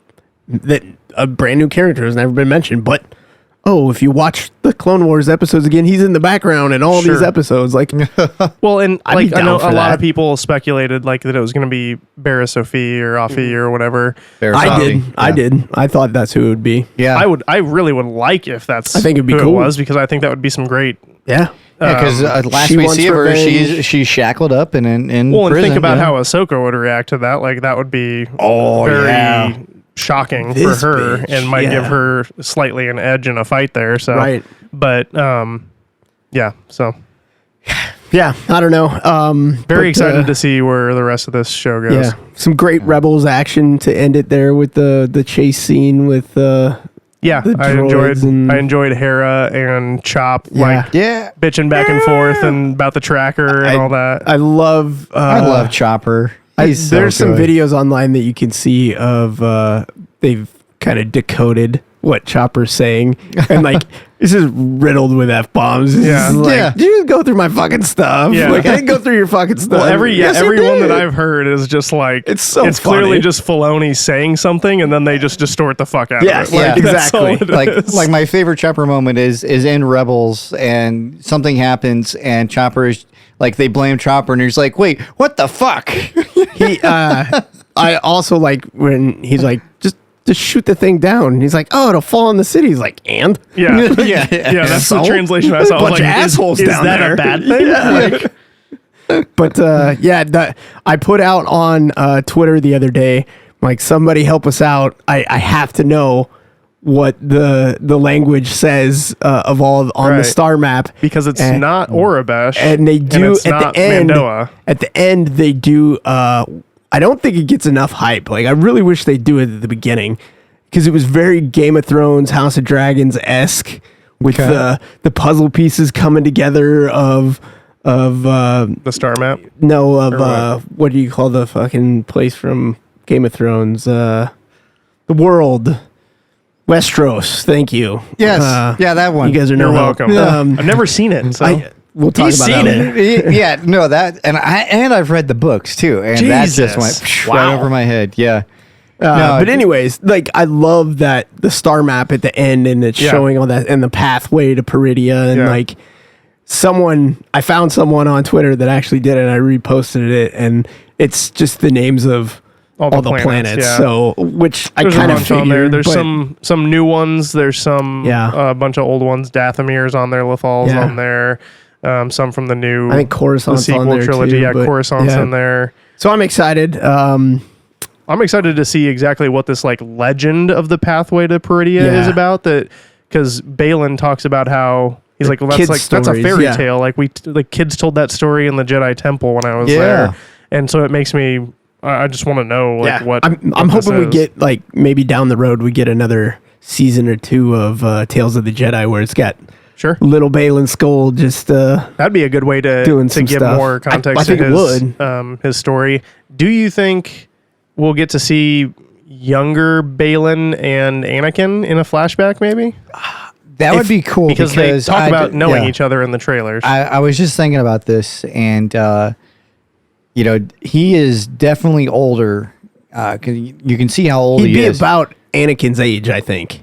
Yeah, and so like I just wonders, like, when did he fall from being a Jedi? Was it when everything fell and Order 66 happened? Right. Or how long has he been on this? Yeah, was it orange lightsaber path? Hu Yang said that he was lost at the end of the Clone War. So did he walk away? Was he lost like when shit's just hitting the fan all over the place? Did he slip away like Kanan? Like, but I don't know. If I get a pick, I'm gonna say no. I don't want that. I want a flashback of Ahsoka, Anakin, and Obi-Wan rocking the Clone Wars armor. Ewan McGregor popping in there would be pretty cool. That would be so cool. He's on set because his wife's on the show. Yeah. So that was what a lot of people have said. Yeah, I already said I'm going to have a hard on for Sam Witwer as Stone Killer, which is probably one of the gayest things I've ever said today. But yeah, I would love to see that. Ewan McGregor,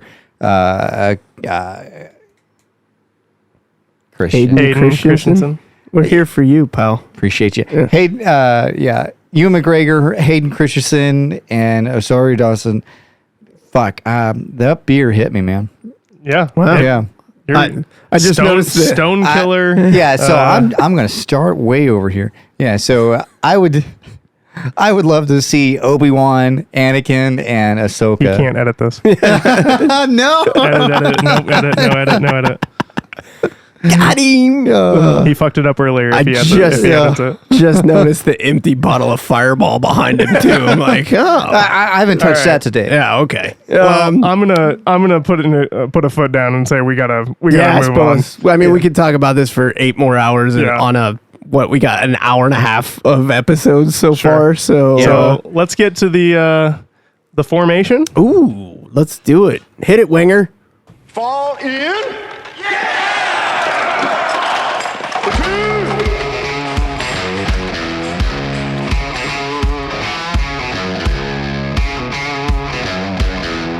You fall out in that street or I'm gonna kick your ass right off this fucking planet. God, I love that little part right there. That Gunny Highway's the shit. Yeah. All right, yeah. So the formation, this is the main meat and potatoes of the episode here. This is where we go all in on our topic, and and where we debate on whatever our topic is for the evening. So we thought it fitting, for Duncan here to take the episode. So Duncan, go ahead and take it away. I appreciate it. So our topic this week, if you haven't gathered it already from the social media and the earlier talk, is the 2006 movie Smokin Aces. So a couple reasons I picked this movie. Number one, I have very fond memories of it from when I was a kid. Jesus Christ. A young adult, I'll say. What, were you 16, 17 when it came out? Sure, yeah. Or about there. And there is also a large amount of the cast members who went on to do a bunch of comic book stuff. Oh. Yeah, that is fair. The cast was chock full. man. Yeah, rewatching it, like I was like, "Holy crap! This guy, then this guy, It this took guy." me halfway through the movie, I think, to realize that was Chris Pine. Yeah, Yeah, I thought it was like He's I thought so it was skinny. And I thought it was Liam's Chris Hemsworth. I thought it was Chris Hemsworth for a long time. I was like, no, that's not Chris. He would have been and I was like, 17 then too. Yeah, it took me at the end of the movie. And I was like, that's fucking Chris Pine. That's who that is. Yep. Yeah. So, like I said, 2006. This is like movies like this don't get made anymore. Okay, like this movie cost $17 million. Wow. When's the last time you heard of a movie costing under, like an action movie that cost under $100 million? Right. Like, Oh, it's yes. No. fucking I mean, unheard the of. cast alone. Exactly. Like That's this cast insane. now, you'd spend $17 million on like 4 people. Right, for sure. Or one. Yeah, depending on who. What's Affleck pull for like... that's a good question. And it only made $57 million worldwide at the box office. So it wasn't very popular. The critical response is mixed, but mostly negative. On Rotten Tomatoes, it has a 31 from the critics and a 62% from the fans. Which What was it from the That critics? seems pretty harsh. 31. Ouch. Yeah, okay. And I think, honestly, those are low. Rewatching this, I think it holds up. I think it's still pretty good. It was directed by Joe Carnahan. He's known for a couple of different things. Has a movie called Narc with Ray Liotta that he got that very movie. famous for. I've never seen it, but I'm definitely. But I'm gonna go watch this. Go watch it because I think it looks pretty you good. would. Yeah. And then he also did the A-Team reboot. That's not a ringing endorsement. Yeah, I but- don't like that movie, but he was a writer on the third Bad Boys movie, and he almost went on to direct Mission Impossible 3. Tom Cruise really loved the movie Narc, and it's good. He went in as like a producer or executive producer on it to get it a wider release because he liked it so much. And so then he was like, "Hey, do you want to come direct MI3?" And they just could never agree on nailing down a story. And so he split, but he also, in 2012, when the Daredevil rights were about to default back to Marvel, he pitched a period piece Daredevil trilogy of basically Daredevil 1973, 1979, and 1985 to, I guess it would have been Fox at the time that had the rights to him, and had a whole storyline basically planned out for this period piece Daredevil thing that was allegedly going to be pretty cool, but then obviously it defaulted and we got the Charlie Cox Daredevil at Netflix, which is very good. Yeah, we didn't lose there. No, definitely not. But he hasn't done a whole lot though in terms of he's not a huge director. So I was debating when to break this, but I did not like it. that's okay. I had this has been on my list for a long time. You'll like Llamageddon, but you don't like. That's fair. Smokin' That's Aces. fair. This has been on my list for a long time, and I was excited when you picked it. I'm like, oh yeah, I've been wanting to watch this for a long time. I watched it and I was just like, okay, yeah, that was All right, that. well- And then I looked at my rating. I went to rate it on IMDb. Yeah. And apparently I had seen it before, and my rating was exactly the same. Oh, so wow. at least I'm consistent. So All right.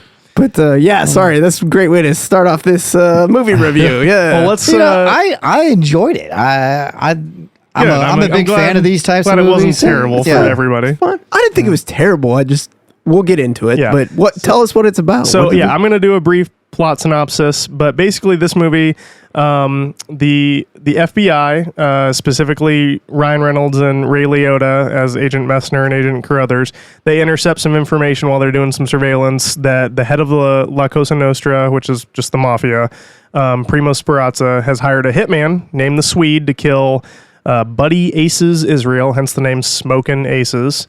And he is a stage magician who has basically ingratiated himself with the mafia, and then almost immediately after he got into some trouble, began snitching to the FBI on them.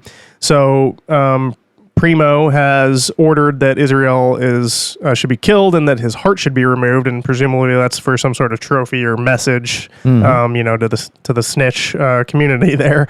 So the FBI is very desperate to protect Israel because he is basically the linchpin of their entire case against La Cosa Nostra. So they send agents Messner and Carruthers to Vegas, or technically to Lake Tahoe, to find Israel because they really want this case, because Primo Speranza killed an undercover agent who had infiltrated his organization back in the 50s, named Freeman Heller.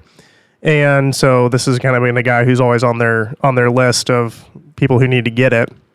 So basically, Primo puts up $1 million hit, and as a result, all these eccentric, weird other assassins decide to try and take up the contract, and they all converge on Israel's location at this Lake Tahoe hotel, where he's bought an entire floor out and told them, "Don't tell anybody I'm here. I'm hiding."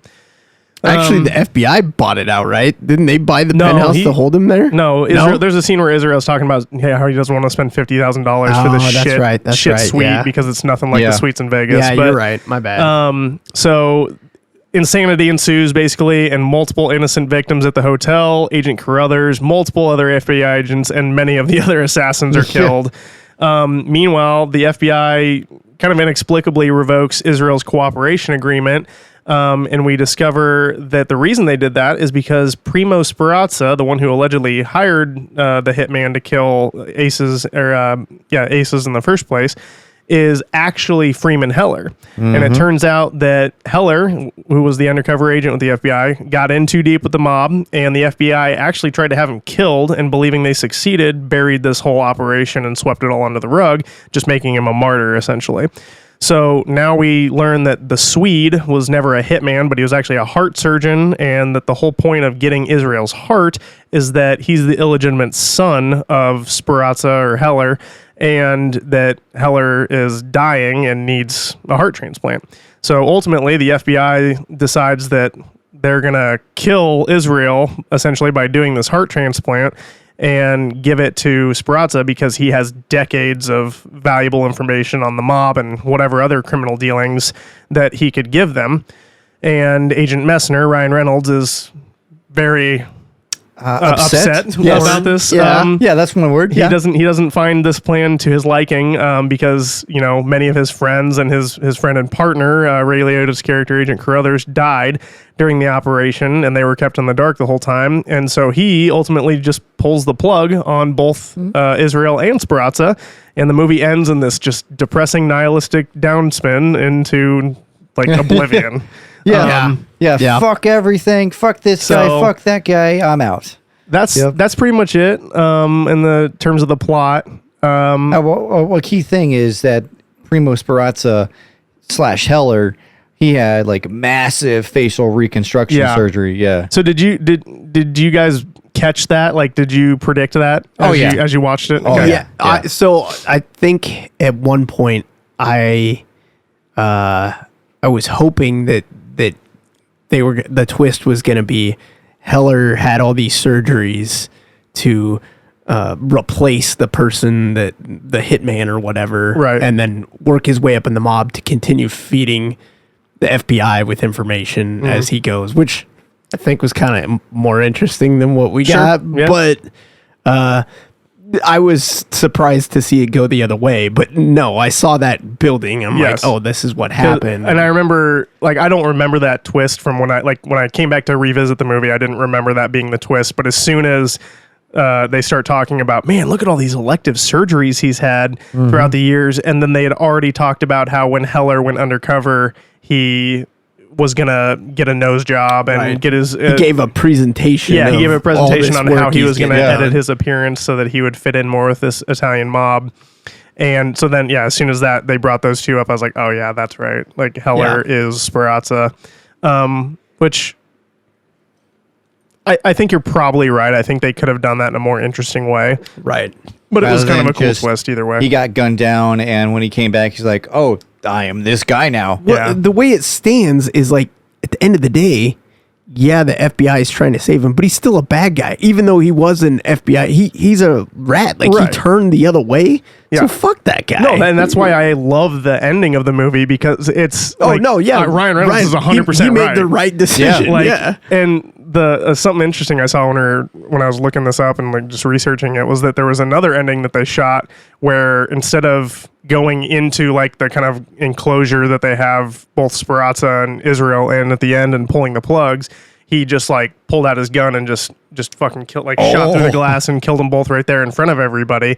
But I love the way this ending, like the music crescendos and like builds that and was builds cool. and builds, and he's just sitting there and he's really contemplating like, yep, fuck it, and then just pulls the plug and kills them both. Like, and he's just like, I just love that it's not a typical Hollywood ending. Like, Right. it's a very depressing and very nihilistic just turn that you don't see that shit in Hollywood movies, which is probably why it wasn't super popular. Right.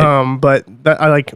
It's kind of like a Fight Club-esque ending Sure, where like yeah. fuck it all. So Well, I'll give him credit because one of my biggest knocks on the movie was I think this was some of the worst Ryan Reynolds we'd ever seen. Really? I didn't like him at Really? all. I did not.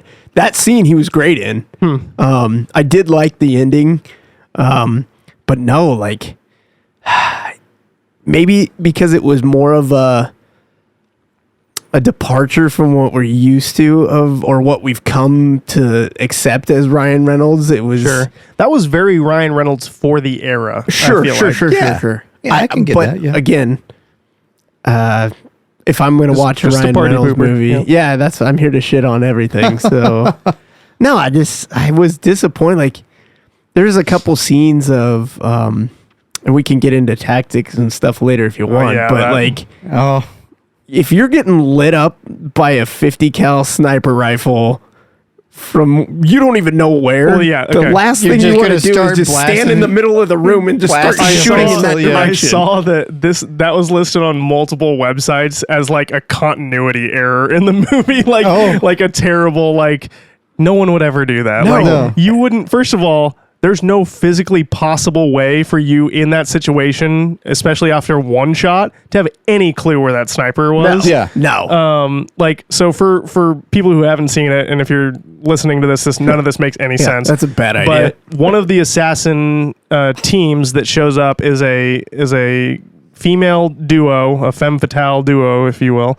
and one of them is a sniper, and she has Taraji B. Henson, from Hustle and Flow. Yep. That was the previous movie that she'd done before this, but she is a sniper, and she brings a fucking 50 cal, Yeah. and she sets up in a hotel across Lake Tahoe so that she can see into the hotel that Israel is staying in, and her partner, who's played by Alicia Keys, who like she hasn't done a lot of acting, but I thought she was good. Like I thought she for was what she too, was. but that was the thing. Like I don't know how much range she necessarily had has, but very few speaking lines, Yeah. and like most of those speaking lines were about her clothing. Sure. And then the only time it wasn't was at the very beginning, and that was the worst version of her we got, I think. And I saw like a behind the scenes thing that the reason she did this movie, like she'd been offered lots of movies in the past, but there was always to play like a singer. Yeah. Because she's a singer, and she was just like, well, that's too boring, or like too like feels too close to home. So she did this because it was very like off kilter for her. Good Which for her, I liked, guess. I liked Yeah. her, and I mean, she obviously doesn't need to act. Like she's a incredible musician. So, but so they send Alicia Keys into the hotel as a prostitute because Israel's just fucking running through them like they're going out of style. And he, to say the least, yeah. they get to a point where shit hits the fan, and she thinks, or she Alicia Keys' character needs cover, so she doesn't get hemmed up by Ryan Reynolds, Agent Messner, and the rest of the FBI that are there. And so she just starts lighting up these FBI agents, like blowing them to fucking shreds from across the hotel. Yeah. And Ryan Reynolds immediately with his fucking like Glock 19, like turns and just points at the hotel. He's like already like, he's probably 30 feet from the window of the hotel that she's shooting through, and then just unloads his magazine, reloads, and unloads his magazine into just thin air, essentially. And as standing out in the there's open. Also, and then she stops when she thinks that she's done enough for a second or needs to reload, and then she sees through her optic that she thinks Alicia Keys is dead, and so it's just a hooker. it's just another hooker who has a black wig on, and she loses her shit and just starts fucking blind firing into there, and they do another repeat of this, just fucking start shooting across it's even worse because at one point he's hiding behind a coffee table and just shooting over the top of his hand. Like, not even looking. There's a guy with a pistol grip pump shotgun shooting as well. Like, I don't care if that's a slow. What are you doing? If you were standing by the window, you'd go, God damn it, stop it. That hurt. Like, fucking point it to your head and pull the trigger if you're going to do anything. Jesus. God damn it. Well, I mean, the first dude that gets blown away, he gets blown the fuck away. Credit to that actor, that stunt actor. Like, he did a great. I would have guessed that's some sort of I would guess it's wire pull. Like, he gets fucking jerked across the room like hard. Like, that's like concussion shit. That's probably fairly accurate. If we're talking, 50 cal. Yeah, that's probably gonna do something like that. I guess I don't know. I've never actually seen anybody shot, but I feel like it's going so fast to just go right through you. Like, it'll blow a big hole. But obviously, so I wanted to talk about real quick before we get into some of the stuff we liked or didn't like. Totally. Like I said in the beginning of this, one of the reasons I picked it was that there are so many cast members that go on to do a bunch of nerdy shit, or did do a bunch of nerdy shit before this. So we've already talked about Ryan Reynolds. Obviously, we know him as Deadpool now. Green Lantern is another one. I think he'd like to forget that one. Yeah, he would very much like to forget that. Ray Liotta doesn't do a lot of comic book shit, but I mean, the guy's a fucking legend. R.I.P. He was in Cocaine Bear. He's still got movies coming out, and he's been dead for 2 years. But like, incredible guy, incredible actor, has a huge filmography that is Goodfellas. A lot of great shit. Don't like him as much as a cop, though. Like him as a bad guy.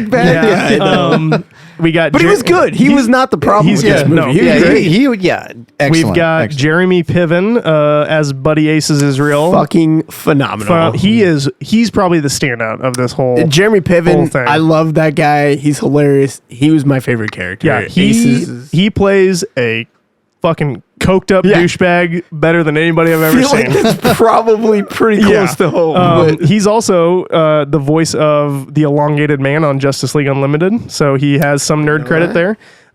We got Ben Affleck in a smaller role as a bail bondsman named Jack Dupree. For who's like 7.5 minutes of the movie. I'll talk about that. I love that. I do too. Obviously, he was Daredevil back in the day. He was Batman more recently, and he has a legendary filmography as well, more or less.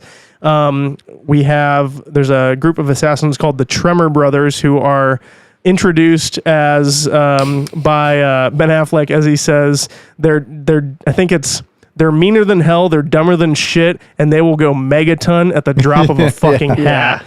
And he talks about how on their last assassination, like one of them caught some shrapnel and was blind. One of them got shot and bled out and was unconscious. And then one of them got caught around in the spine and was temporarily paralyzed. So the blind one piggybacks the one that can't walk and is dragging the one that is unconscious, and using the one who can't walk as his eyes and shooting at people as they escape from this last assassination. And it was like a diner. They like drove into a restaurant or something. And they killed like 7 people all to get one guy, injured like 30. But Chris Pine plays Darwin Tremor, the eldest brother.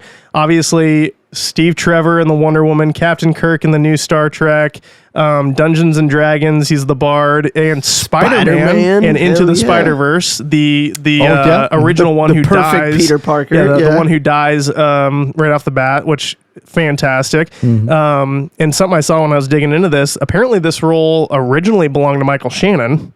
Who played Zod in Man of Steel and The Flash recently, but apparently he was fired on the spot because Carnahan, the director, saw him being a total fucking dickhead to one of the costume designers, and he was like, "Nope, get the fuck off my set." Wow. And then they had to quickly recast and hire somebody, and as soon as he saw Chris Pine, he was like, "Yeah, this kid's got it." I can't get over how skinny he was in that movie, though. He's so scrawny. Speaking as somebody who routinely deals with meth heads, like, he looks the fucking part. He looks, it's like concerningly so. Right. Like, he really looks the part. But we have Andy Garcia as the deputy director of the FBI. You forgot to round out the Tremor brothers. I don't know who the third one was, but what's his name? Durant? Kevin Durant. He was the Blob from X-Men Origins Wolverine. I had him in here. But we got Andy Garcia as deputy director of the FBI, Locke. Not really any like nerdy shit, but he's in the Ocean's movies. He's in a kind of a nerdier video game or TV show property called Max Steel that fucking did terrible. Well, respect to the Untouchables. Yes, he's also in that movie. He's also in tons of other non-nerdy shit that is very impressive.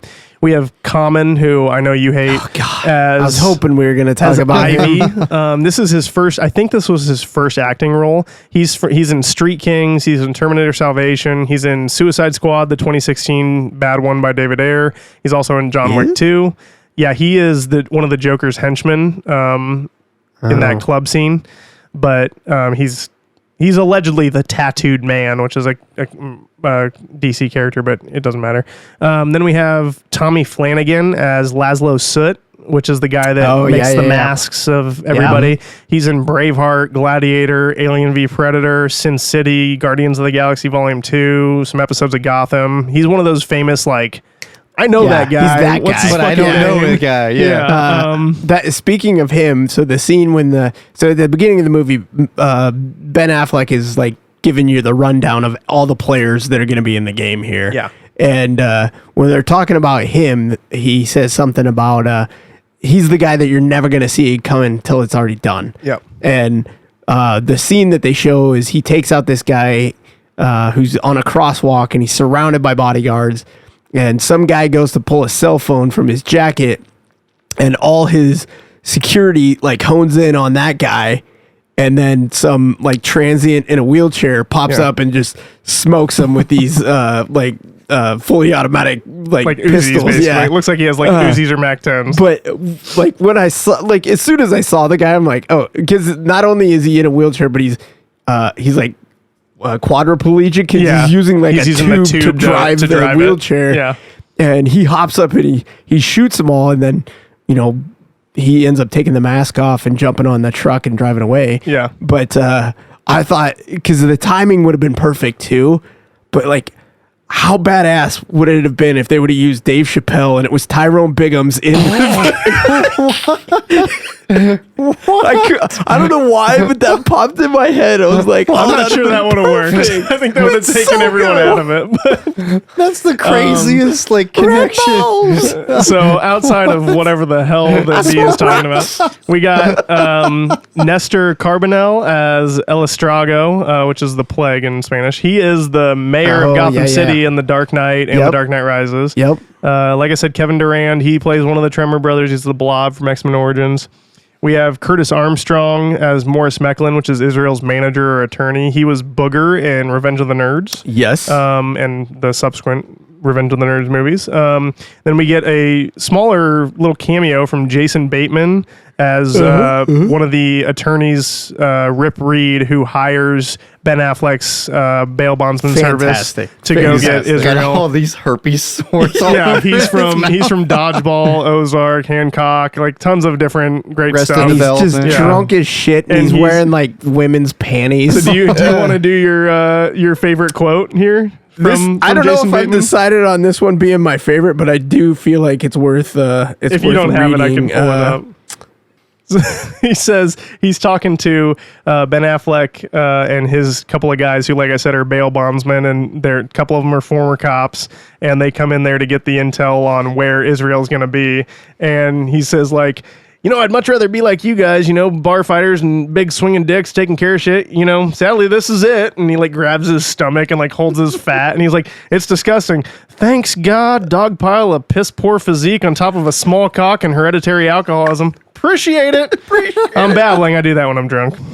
Like, it's so Please forgive. Please forgive. But No, he's fantastic. If you don't want to watch this movie, just go fucking Google like Rip Reed Smokin Aces. I bet the outtakes for that are I'm sure it's great. You still got more cast members to go? No, you that's left pretty one much out. Okay, who did I leave out? Joel Edgerton. Oh, that's right. No, he's the the last one. Russian. I can't remember his name. Vitali. But Or no, not Vitali. he's the bodyguard for Aces. Yep. And there's a great scene. That's everybody that I have. Joel Edgerton is obviously in a lot of stuff. He's Uncle Owen most recently in Kenobi. There's a bunch of dudes in the background that been in a ton of stuff. Yeah. That you would know. The one guy, one of the security guys, I think he's listed as Mr. Mustache in the. Matt Fox, is that his name? Or No. You're thinking of the hotel head of security guy. the head of security that guy. might be him, but from Lost and all that other shit. No, I was like, Small little I cameo know for him. this guy. Where is he from? well, Okay, since awesome. we're shifting gears to small little cameos, so like the biggest small little cameo of the whole movie, Ben Affleck. Yes. Okay. I have I like Ben Affleck. I think most of the stuff he does is pretty good. Yeah. I haven't seen any of the dog shit Jennifer Lopez movies he did, but Gigli. yeah. Come on, that's like but- classic. Sure. But the one thing that just immediately got me off on the wrong foot is he starts talking and he's got this terrible like Chicago accent. And I'm like, it doesn't change the character. Just let him talk Just like be he's from Boston. Like, what does it matter? And like, it was thought like it he was was fine. trying too hard. And I was like, this is awful. And then See, I as just soon feel like as he gets- everybody is purposefully over the top in this movie. Like, That's fair. because the whole That's movie fair. is just fucking insane over the top. except for Common, So- he was just as good as he could be, I think. Yeah, I mean, which I wasn't don't know. great. I don't hate Common as much as you do for whatever reason. I you don't. I I wish I have had to a hate. better explanation. He's but he up drives there me as nuts. favorite character. He's not my favorite. He's not the favorite character, but he was Who are you definitely. speaking for then? You'll find out.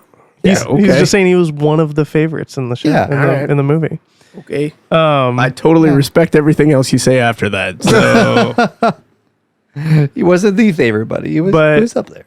So what I guess the funny part that we were talking about with Ben Affleck's character is, so he and his guys have this great plan. They're getting paid $50,000 because they're on the right side of the law by the attorneys that represent Israel to go get him because he skipped bond, and they're bail bondsmen now. And so they decide that they're gonna rent some security uniforms and they're gonna go in as security guards. They're standing outside the hotel. They've got the uniforms laid out. Ben Affleck's giving them all the details of like, hey, so shift changes at this time.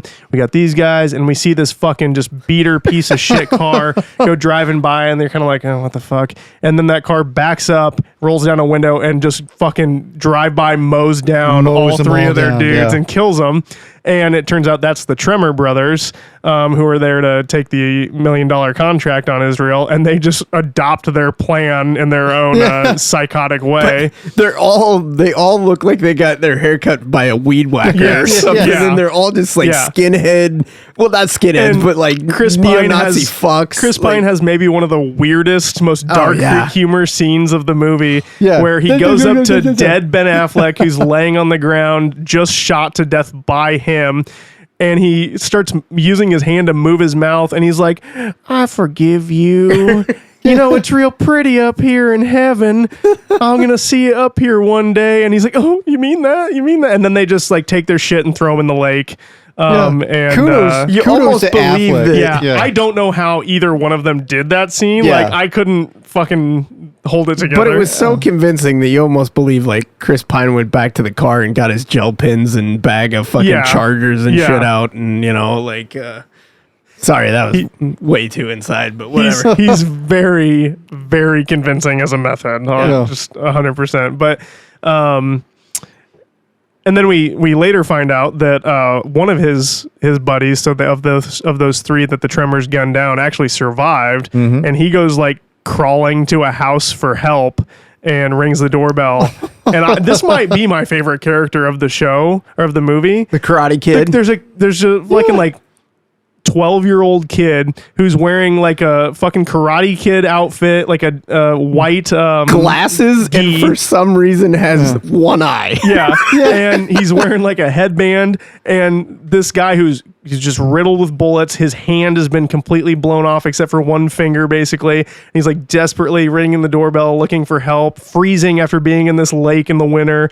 And the kid opens up the door and is like, just giving him shit. Speak, bitch, I'm about to ball this. And like shows him his hand and balls up a fist. And then later his grandma comes and like helps the guy into the tub and is like, I was a nurse and this was my bathtub not 20 minutes ago. And he just looks over and there's a giant big dildo Yeah. just sitting right next to her. She's like, oh, I'll take care of that. I'll take care of it. So she's like, goes to get blankets and a heat pack for him or whatever. And the fucking kid comes in. And I think I'm just going to do it now. I think this is my favorite quote of the whole movie. And the kid's eating an ice cream sandwich and he just walks in and he goes, I feel like you're eyeballing me, dog. And just throws his whole ice cream sandwich into the tub with the guy and then starts like shadow boxing karate shit, like doing wild just punches and like, what? And you can they pan down to his pants and he's just fucking pitching a tent like none other. Like, good for him. But, and the dude who's just like, on his deathbed, like He's trying not to die. He's just like, stop it. What the fuck is happening? Stop it. Weirdest fucking day ever. Again, if you don't want to watch this movie, but you want to have any clue what the fuck we're talking about, Smokin Aces Karate Kid on YouTube, and it will get you the scene. The kid fucking steals the show. He's hilarious. Like nothing to do with anything, it's but totally fucking random. hilarious. It's the Like, it was weirdest so fucking funny. shit ever, but it's so funny. Yeah. So what's next? We doing Yeah, you guys want to do favorite scene, favorite character quote thing? Yeah. Jimmy, what do you got? Favorite scene. It's got to be when the Trimmer brothers go ape shit out of the elevator. Yeah, that's good. Everything is just going crazy. Shit's going haywire. They pretty much all die except for Darwin. Yeah, Which one is dude Chris Pine's character. Yeah, one dude falls on the chainsaw. Just that scene was just epic. Yeah, I loved it. Favorite scene. I'm gonna go with pretty much anytime Aces is dealing with prostitutes that are passed out throughout his. There was Goodbye. See you later. Either Aces or his like henchmen, His entourage. bodyguards. They're just like, get the fuck out, man! And they're Man, like, fuck you. as he's like corralling all these prostitutes out of the hotel room, like one of them stands up and falls through a glass table, Yeah. and they're all just like, He's like calling for more, and he's calling their agency, and he goes, "Hey, you guys got health care? Because one of these bitches is fucked up. She's gonna need some time off." Yeah, then like one of it's up there. It wasn't my favorite quote, but it was up there. He was like, yeah. I didn't realize how fucking ugly you were. Or how fucked up you were. You went from Beyonce to Bigfoot. It's less than 6 hours. That's so good. So there's like 3 different scenes like that, Yeah. and you pick one. I could take Well, any of them. Since I've already talked about a couple scenes I like, I'm gonna go with I think my favorite scene, and this might just also be my favorite quote if it's not that kid, is the interaction between Hugo, which is Joel Edgerton's character, and Aces after they kick out all the prostitutes, and he's like, he's talking to Hugo, and he's like, "Can you tell me what that is on my jacket? what that stain is on my jacket? $12,000. Yeah." And he's like, "Look at the collar on that coat. What is that stain?" And Hugo's got this like thick. He's like, "I don't know, cinnamon roll." And Cinnamon roll? Aces is like imitating like cinnamon roll, the roll of the cinnamon. That looks like jizz. Eastern European jizz. And he's like, I have the quote here. He's like, "That looks like some fuckhead shot his load on a $12,000 calfskin jacket. The twist? It's my $12,000 calfskin jacket." So you got the semen, okay? You got the human ejaculate. He like checks his watch. That's been allowed to soak in for like 7 hours. All right, work its way into the fabric fucking fibers. And he goes like, "If you like, I can send out. I can send out." And he's like, No trick. Send where? To be incinerated? Yes. Like there isn't a fucking laundry detergent known to man that will get that out. That's probably my favorite scene or interaction. And that's another great, like, Jeremy Piven is so fucking good in Such that. a Like, douche. so good. That, I mean, is that your quote too? I think or that's I think the Eastern European jizz So, is my quote. my favorite quote, and again, I could make an argument for anything that Buddy says throughout the entire movie, but my favorite quote was right before he goes on that rant, and he's talking to Vitaly, and he says, "What? You're looking at me like I just asked you the fucking square root of something." Yeah, that's a good one. I heard that. I was like, oh, I'm using that. That's good. That's good shit. Yeah, I like that. That is a devastating one to say to somebody. That's gonna come out in a dad lecture at some point. Like, what? Jimmy, what do you got? All right, my favorite quote. It's going to be Darwin. Towards the end of the movie, he's just like he's talking to the dude that had the hand all messed up. He's like, you know what? Sometimes fate just up and fucks you for no good reason. That away the world. You know the way it is, and it is gonna be. You know. All right then. Peace, bro. Just thinks he's gonna just walk away from it, and this is one of the guys in Ben Affleck's group that he dumped shot in the lake. that survived, and just watched the kid pop a fucking boner on him. And he goes back and confronts this dude. He's like, "Nah, fuck it," and just fucking blows him away. Yeah, just like, yeah, peace, bro. Like, yes. Oh, thinks he amazing. fucking got away with it. Good So, stuff. favorite characters then? Yeah. I think I've already said mine, but it's Buddy Aces. Like from Hard not the to be. first time you see him on screen, where he's just motherfucking Wayne Newton, and then just I mean this from the bottom of my heart, Wayne.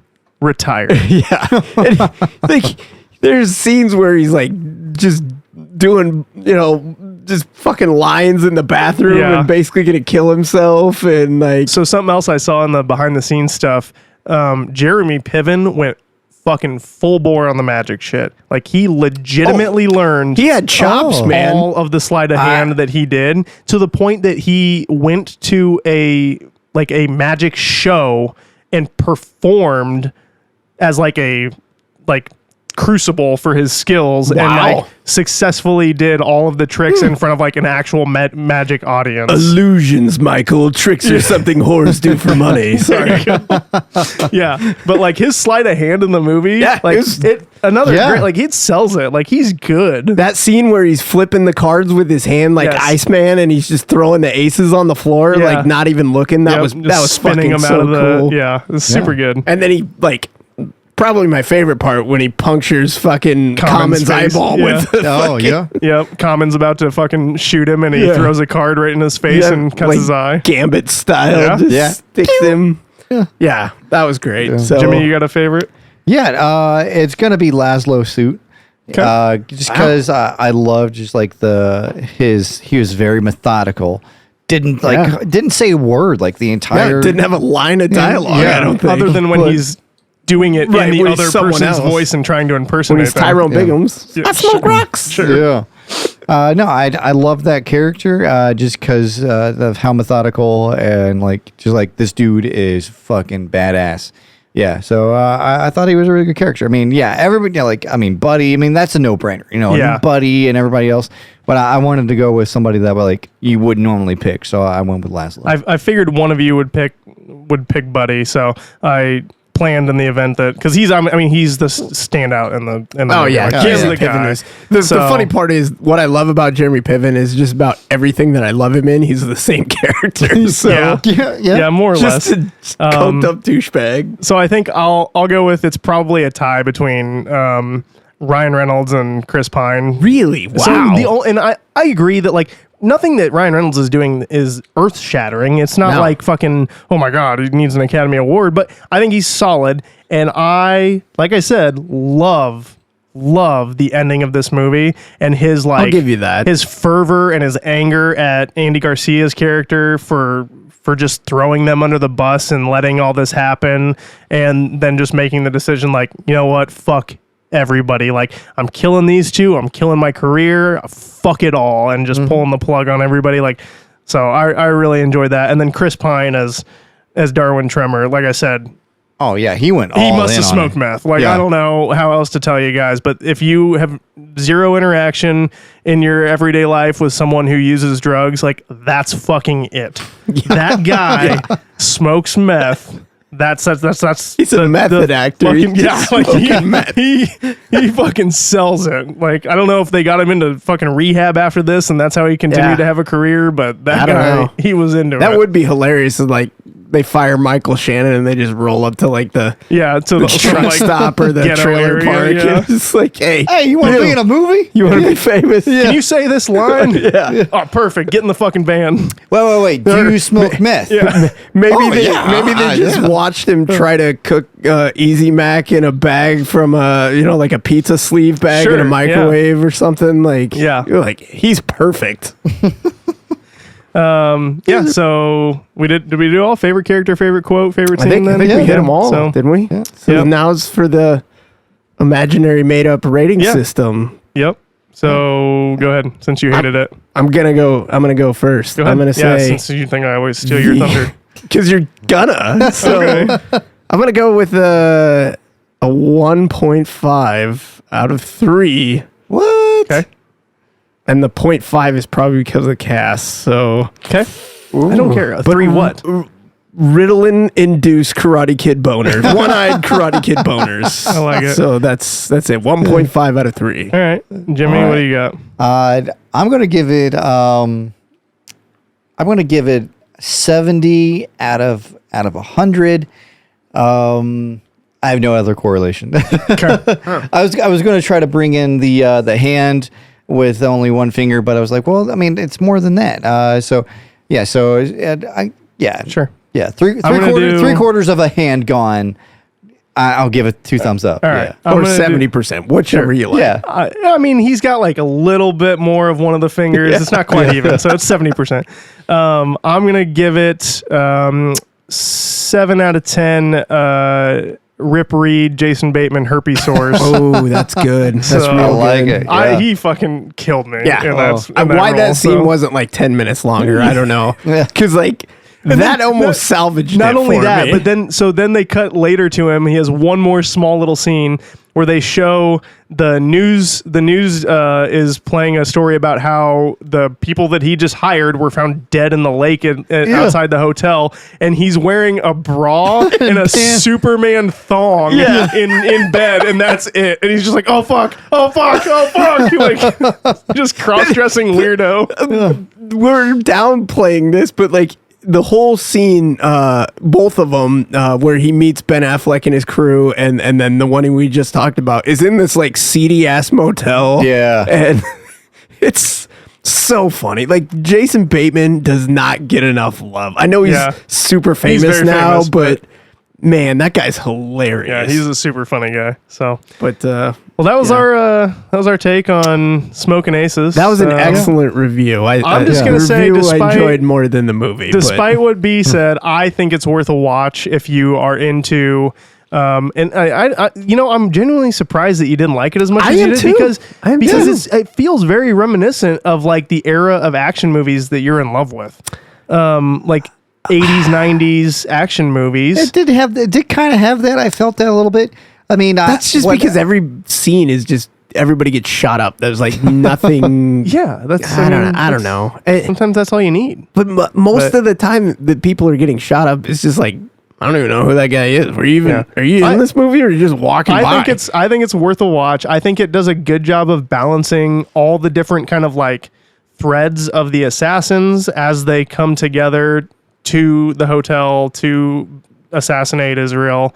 And I like the way that they do the storytelling in the beginning when they're introducing the assassins, and like Ben Affleck's character is talking to you about a couple of them, and then the FBI guy is talking to you about a couple of them, and they build this full picture of all the players with like different people introducing them, and it's kind of seamless, and then they move forward with I will say that if I cut it in half, that first half, the build up, I really enjoyed that part. Yeah. I just didn't feel like it just went off the rails too fast, and there wasn't enough for this ensemble cast. Like, this was like the Avengers or Ocean's 11, you know? Like, there was a ton of talent in this. Yeah. It is a wonder that they were able to get all these people. I mean, I know it's 2006, but still, like... Yeah. I don't know. Like, I want you to know, though, this is how much I care about you and how committed I am to doing this. I watched it twice this week, and I felt the same way both times. Wow. I tried to keep it You really tried. You really tried. Well, I was like, I'll take better notes the second time. I'm like, no, it's still... I go to rate it. Also, go ahead. I go to rate it, and I was going to give it a 6 out of 10 on IMDb. My previous rating was a 5, and I'm like, man, I can't argue with that. So I just walked away. I will say, you said you watched it twice. Like, this is like, it's like an hour 50, hour 49 minutes, I think is what it is. Like, in my opinion, about dead perfect action movie length. Like, yeah, I'll give you that. Everything these days is like 2.5 hours. And I'm not saying I necessarily dislike that, but every once in a while it's nice to just be able to have like a breeze of a movie. Oh, sure. And be able to get through it and still go do things throughout agree. the day. So, I mean, if you know, you're just looking for something. If you need some background noise, sure. And like, I will put out this, okay? Part of the reason that we've picked this topic and a couple of the topics we got coming forward is because if you guys haven't been paying attention, the writer's strike and now the actor's strike, everything's gonna suck for a while. No end in like sight. A long time. Yeah. So you should definitely start paying attention to some of this older stuff. Yeah. Dig it up, give it a watch. I'm wrong most of the time in my life, so maybe this is a case where you should check it out and see what you think. But because obviously 2 out of the 3 people in the room liked it, so. But yeah, 2 out of the 3 people gave it a 70%. That's true. That's true. Yeah. I mean, what I really liked about it was like the layers on it. It felt I liked like all of the intertwined, you know, stories. You know, oh, this guy and then this guy and then they meet over here. And then it was almost like Inception-esque, like with like the different type of layers.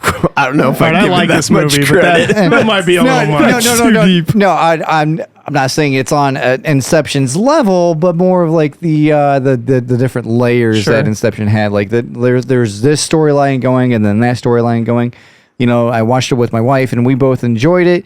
She said it was hard. She said it was a little bit hard to follow because of all the different storylines, but that's what I enjoyed about it. I like those kind of things. Yeah, I thought it balanced them well. I felt they kind of gave up on a couple different storylines too at different points. I know you gotta weave it and focus on certain things, but like the femme fatales. Like, that could have been done a lot differently. It seemed like they were going to be a huge part of this, and then like they're gone, they're back, they're gone, and then and then she just abandons her her femme fatale you think that for they this have guy some she kind of met thing, and then she just falls in love with Common. Yeah, she and sees disappears. Common and it's like, this is the greatest man. I do like that moment like, when Common like she rescues Common, and then Common like helps her because she's been shot. She's like bleeding out in the stairwell. He starts asking her why she's there, and she doesn't give a shit. She's just like, I was here to kill a guy named Israel. And obviously he is very upset with Israel because he was going to rat on him and turn him over, and he just tried to kill him. He's like, man, you're going to make me fall hard. Like he's just immediately all in on this chick. I mean, she's gorgeous. Barely wearing any clothes at that point. She's gorgeous, and she's her wearing armor's nothing. falling out of her bra. Yeah. So, but she is dressed like a prostitute, but she had like Kevlar. Inserts somehow. One more moment that I wanted to bring up that I forgot to talk about was Ray Liotta's death. So he gets shot up. Then that scene in and of itself is really nothing. and it's really a very small scene, but when Ryan Reynolds' character finally gets to him, and he's like trying to assess, his gunshot wounds and he's like, how bad is it? And Ray Liotta just goes, mortal. And he's like, what? And he just, mortal. And Ryan Reynolds like, fuck, goddamn, like loses his shit. Like Ray Liotta right there. Like I thought it was really good. I really liked it. I hated it. Really? I did. I'm like, who fucking says that? Yep, it's mortal. I got a mortal wound here. I feel like didn't he'd like been it. sitting in there long enough. He had just accepted his fate. He knew that that's what was happening. But is that? I don't know. I don't know. I really liked it. I enjoyed it. I like a little bit of theatricality. So Oh yeah, it's definitely not my thing. Yeah. But no, I don't know. I just. But- I think an advisor of some sort would have done this movie wonders. Like, Sure. Maybe the shootout scenes. yes. There's a scene, I think it's after they scoop Ray Liotta's body up and they're wheeling him out on the gurney, where Ryan Reynolds is walking around with his guns just freaking flopping all over. Like, and it's like in the back of his ass There's cheek. also and I'm like, one just put point it in the right where he bullet. runs out of mags and he throws his Yes, gun. he Throws throws the his gun, gun. Big This big weapon no-no is your there. life. But I will say that is likely, the way we feel about that is likely because of our background, right? Sure. Like Yeah, the sure. average That's what I'm saying. moviegoer. Hire an advisor. Well, the average moviegoer doesn't care or notice those things. Like they don't notice when people are flagging each other or like holding their gun like Charlie's Angels Yes. or shooting, They got trying a to chicken- shoot like they got a chicken a wing quarter out, mile yeah. with a Glock. But the and people who into listen to this nothingness. podcast care about Yeah. that. So we care about Yeah. that. No, Okay? I'm not saying we shouldn't talk about it. I'm just saying like that's why that stuff happens in movies is because like they just don't. Yeah. And like action has improved in terms of that sort of stuff and very very well in recent years. So, but that was so that's Smokin' Aces. There is two. I knew there sequels. was There's a sequel. I there's didn't a know there was prequel, two. and I think there might it might not Oh. even be out, or it might be in production, or it might be in hell. I don't know. Might but be direct to DVD. they are direct Yeah. to DVD. There's a prequel called Smokin' Aces 2 Assassin's Ball, and it's got more of the Tremor brothers, like their family, who are also all crazy. I and just some other figured stuff. Common was the main character never- for both the other two, and No. I'm like, no, I'm good. I've never seen it. It doesn't look good. I think Laszlo Soot is back in that one too. He plays his same role and same actor and everything. So, but give it a shot. It's on Max if you have HBO Max or That's Max true. now. That's called. That's So I true. mean, it's not going to cost you a thing if you're already I mean, you're already paying for it, or you're stealing it from your friend. from someone in this room. But yeah. So do we want to move on to? Is it Mailbag mailbag time? Mailbag time. Milk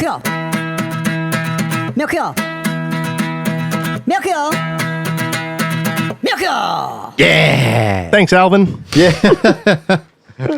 I love that so much. That is good. I made that like as a joke, like on the spot. Yeah. During our episode with Tio, but I love that it's just No, it's perfect. Yeah. And then having it be in a higher pitch is just So mail call. So what is the mail call, B? Oh, that's where all of you out there, write in or send us a smoke signal or however people communicate these days. Called the internet. Oh yeah. But anyways, you send us questions, you send us comments, and there's a couple different ways you can do that. Do you want to fill us in? What are our socials? Yeah, you can reach out to us firstly via email at geekbattalionvets@gmail.com. Or if you want to interact with us on social media, which includes sending us questions or comments or concerns, you can hit us up on Instagram, Twitter, Facebook, TikTok. On IG and Twitter, we are at GeekBN Vets. That's at Geek Bravo November Vets. We're getting real close to about 300 followers on Instagram, so I appreciate all that, all the likes and information, all the likes and love that you've been giving us. So keep spreading the word, and it helps out a lot. If there's something you want to see or something you want us to cover, like hit us up. We'll take it. So Yeah. So what do we got? Who's gonna fire off the first question of the night? I guess it's me. All right. Our first one is from a return listener, Scooter. Scoots. Jimmy, you gonna break it down? How are we gonna do this? You just gonna summarize? Is this our first actual hate mail? Hate mail. Yeah. Yeah. Okay. And I'm so I excited. am the recipient. Yeah, excluding you guys. He talked you guys up. But the email comes off strong right out the gate. The title is Jimmy is a cunt.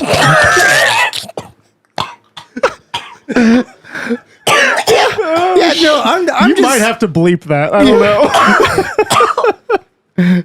we're already B's gonna die. called you a cunt. I was just cruising along, going about my day, and I see an email and it says Jimmy is a cunt. Like, oh shit. Okay. I pissed somebody off. It hurts so much. Crying. Yeah, so Scoots, he goes on and he basically he says I'm a terrible person. I'm the reason for poverty. A bunch of things. He's pretty upset that I called MPs combat arms, but you know what? Fuck you. We are. Oh damn! Yeah. Gauntlet's been thrown. Yeah, no, I'm going in on it. And he says I just need to shut up and let Duncan and B take the show.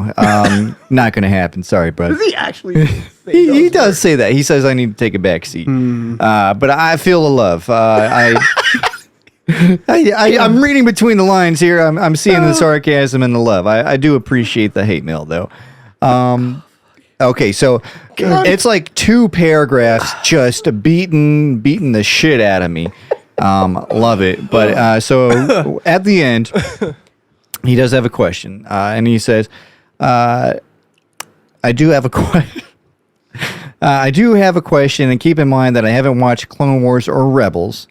Can you explain how a star map was made of where Thrawn was?" We kind of already touched on it. we did. We already cover talked that. about it. Yeah. But Oh, so thanks for the hate mail, Yeah. Scoot. I have not laughed like that since I was a little girl. Thank you so much. That was. Yeah, that was. Yeah, he called me a cunt. My response, Scoots, is Scoots, you stink. That's it. Oh, all right. Yeah. I don't know how we're gonna top that. That was. Yeah. All right, what do we got sorry. next? I'll be honest with you. Of all the people that I thought would get hate mail, I mean, I thought I was gonna own it, but No, I mean, as we've already discussed, I am a dumbass. and yeah, you're totally isolated in this room because of that. So, yeah, I've said I'm actually some a dumb, Rhodes yeah. Scholar. hey, fuck you! I read Shakespeare. I think we've already been over that. So, Yeah, okay, Chimera. Yeah. all right, fuck off. All right, do we have an actual question here, B? Or do you have another one, Jimmy? Yeah, do you want to do This this is one? also the same guy who pronounces GIF. So Because it is just throwing Jim. that out there. Okay, this is from Nate. He says, "Love the show, fellas. Let's talk Lego." Oh fuck yeah! Thoughts on the new Star Wars Lego, Marvel Lego? Man, this is a lot of questions. Baby, let me pull up the Lego website. Do you guys collect Lego? What's your favorite set? Do you build your own creations? Okay, enough about Lego. Keep up the fun podcast. Your fan, Nate. Well, thank you, Nate. Thanks, Nate. The answer is yes, yes, and yes. I do have a bone to pick with the Lego Corporation. Is it the prices? Well, that is part of it. 'Cause it's like, been- fuck you guys. It's like going up very quickly. That's because it's worth more than Bitcoin, man. Yeah, like if you want to invest, buy oh Lego. yeah. I mean, Like, don't do that at all. Yeah. Dude, buy something else. Yeah, gold and fuck. platinum and silver. But so my sons and their father very much love to collect the. That was forget. okay. Continuing.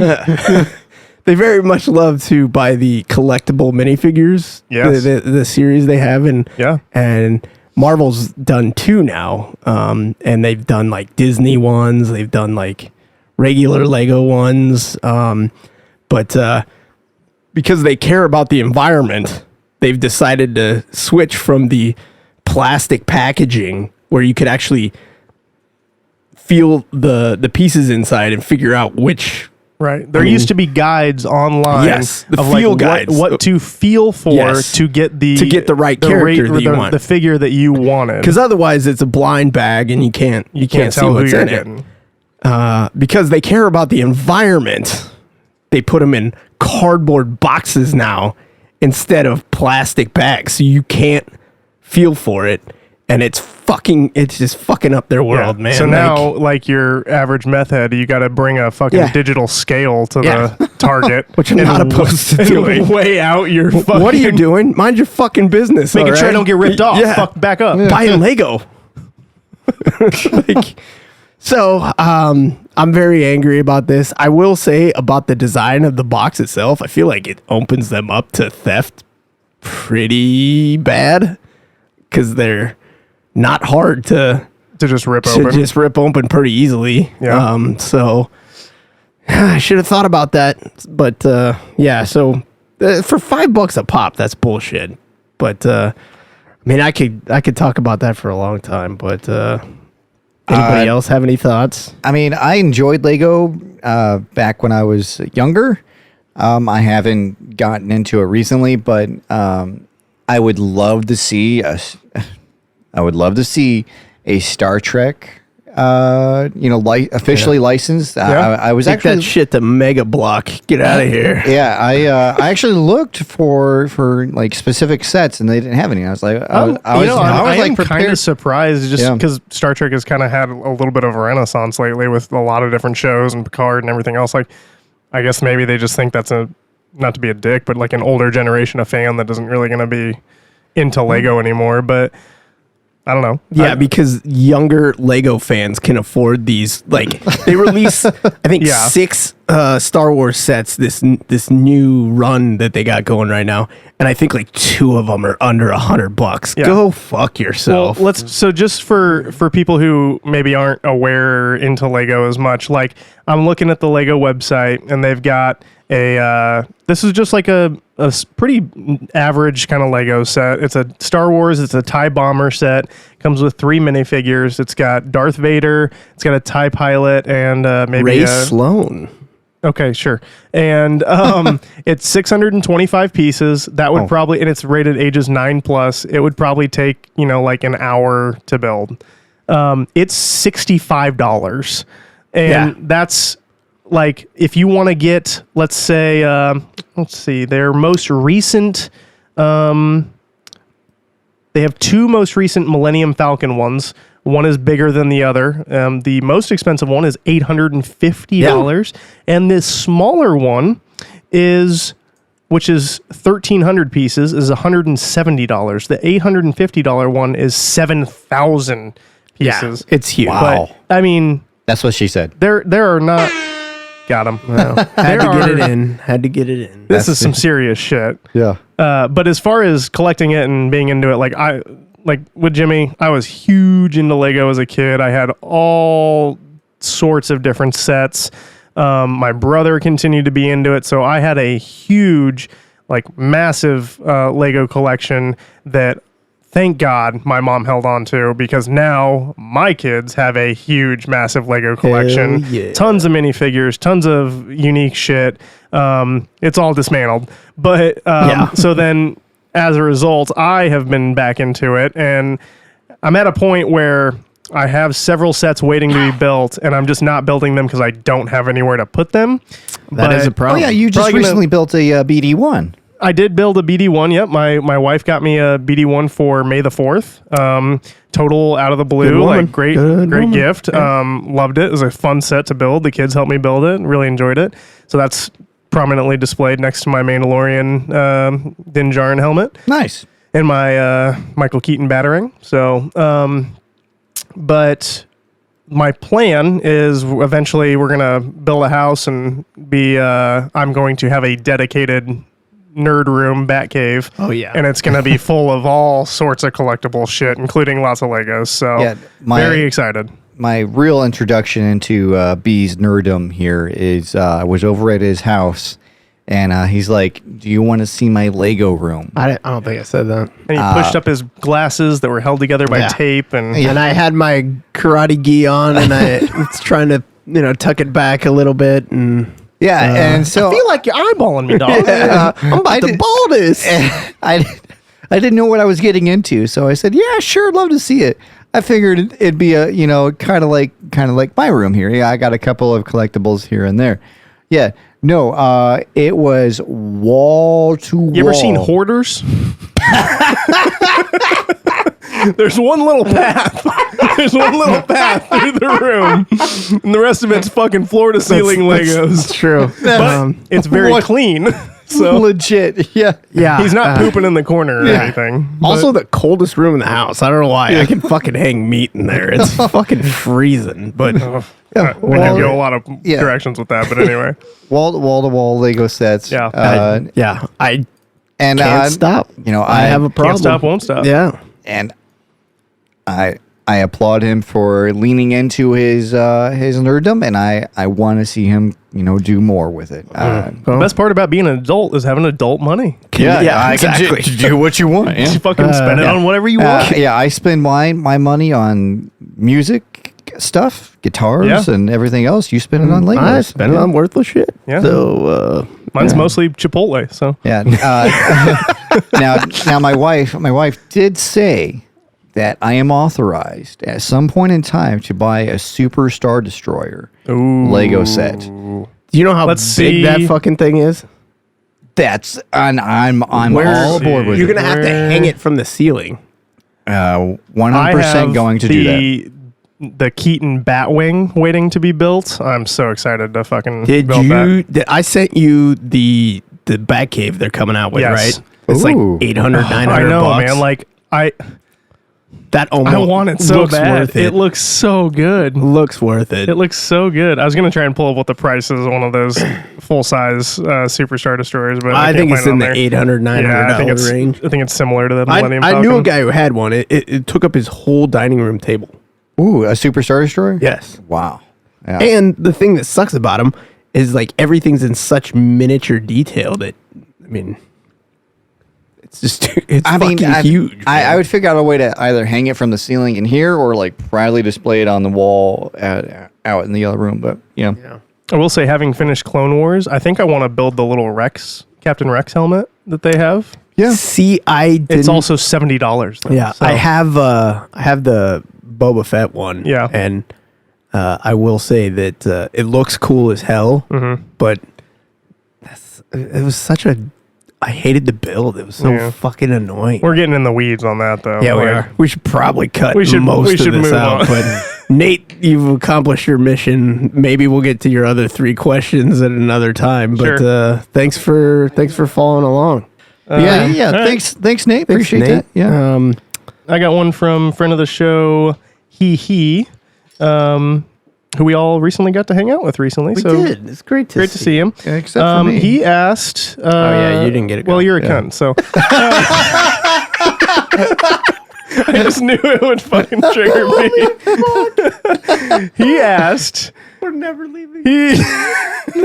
He asked, "What is your favorite non-canon comic book storyline, i.e., like the Killing Joke, that sort of thing?"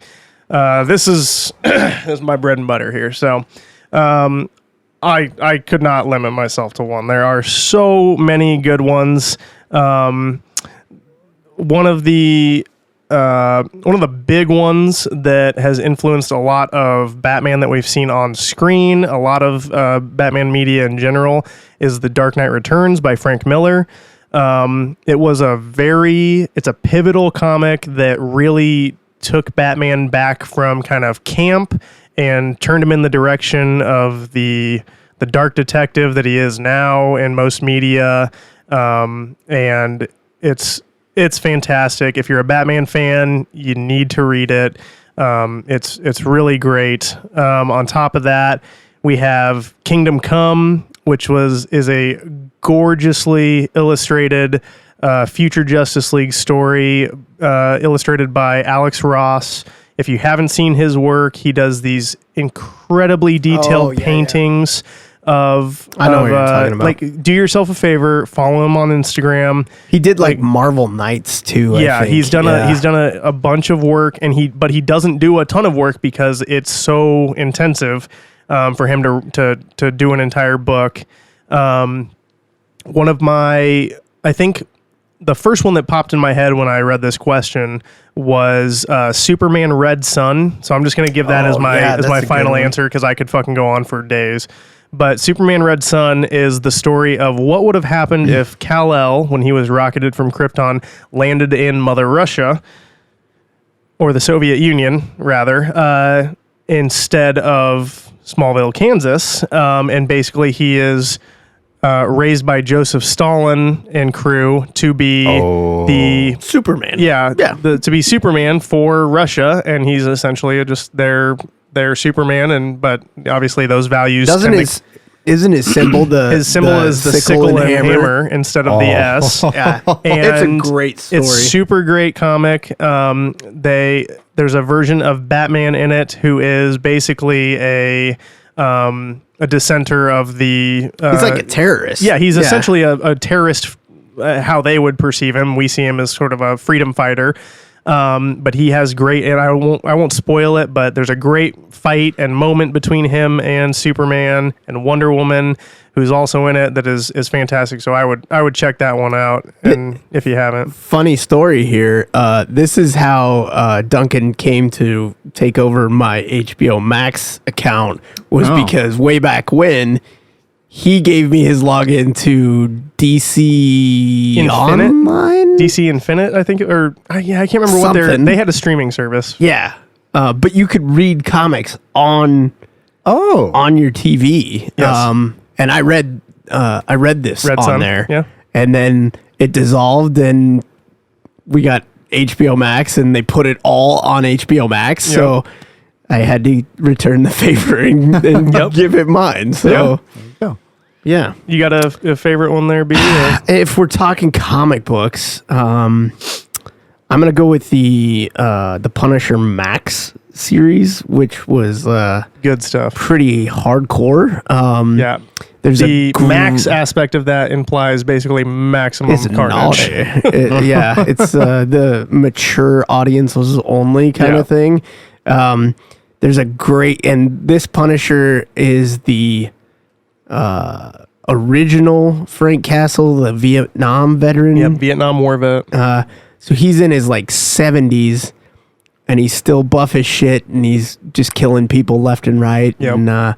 And he gets real down and dirty and like goes after a Kingpin. And the similarities between that series and what we saw of Kingpin in the Daredevil Netflix show, very close. But that was great. Outside of that, I would go with the Republic Commando books for the Star Wars expanded universe. Karen Travis wrote them. She was a reporter embedded with like British Special Forces in Iraq or Afghanistan, and it's so good. So I highly recommended that. What was the question again? Didn't quite get it. I will reread it in all of its glory. It was, what is your favorite non-canon comic book story, i.e.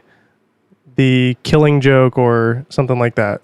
Are you familiar with what canon means, I guess, for comic books? It's the same as any other sort of lore. I mean, I guess like agreed upon events that happen within the story. Right. Like it's the same for like Star Wars. We have what George Lucas has established as the Star Wars canon, and then we have what essentially amounts to fan fiction or like legends Visions, or Elseworlds. Star Wars Visions, they count that as non-canon. Like it's these stories that are out there.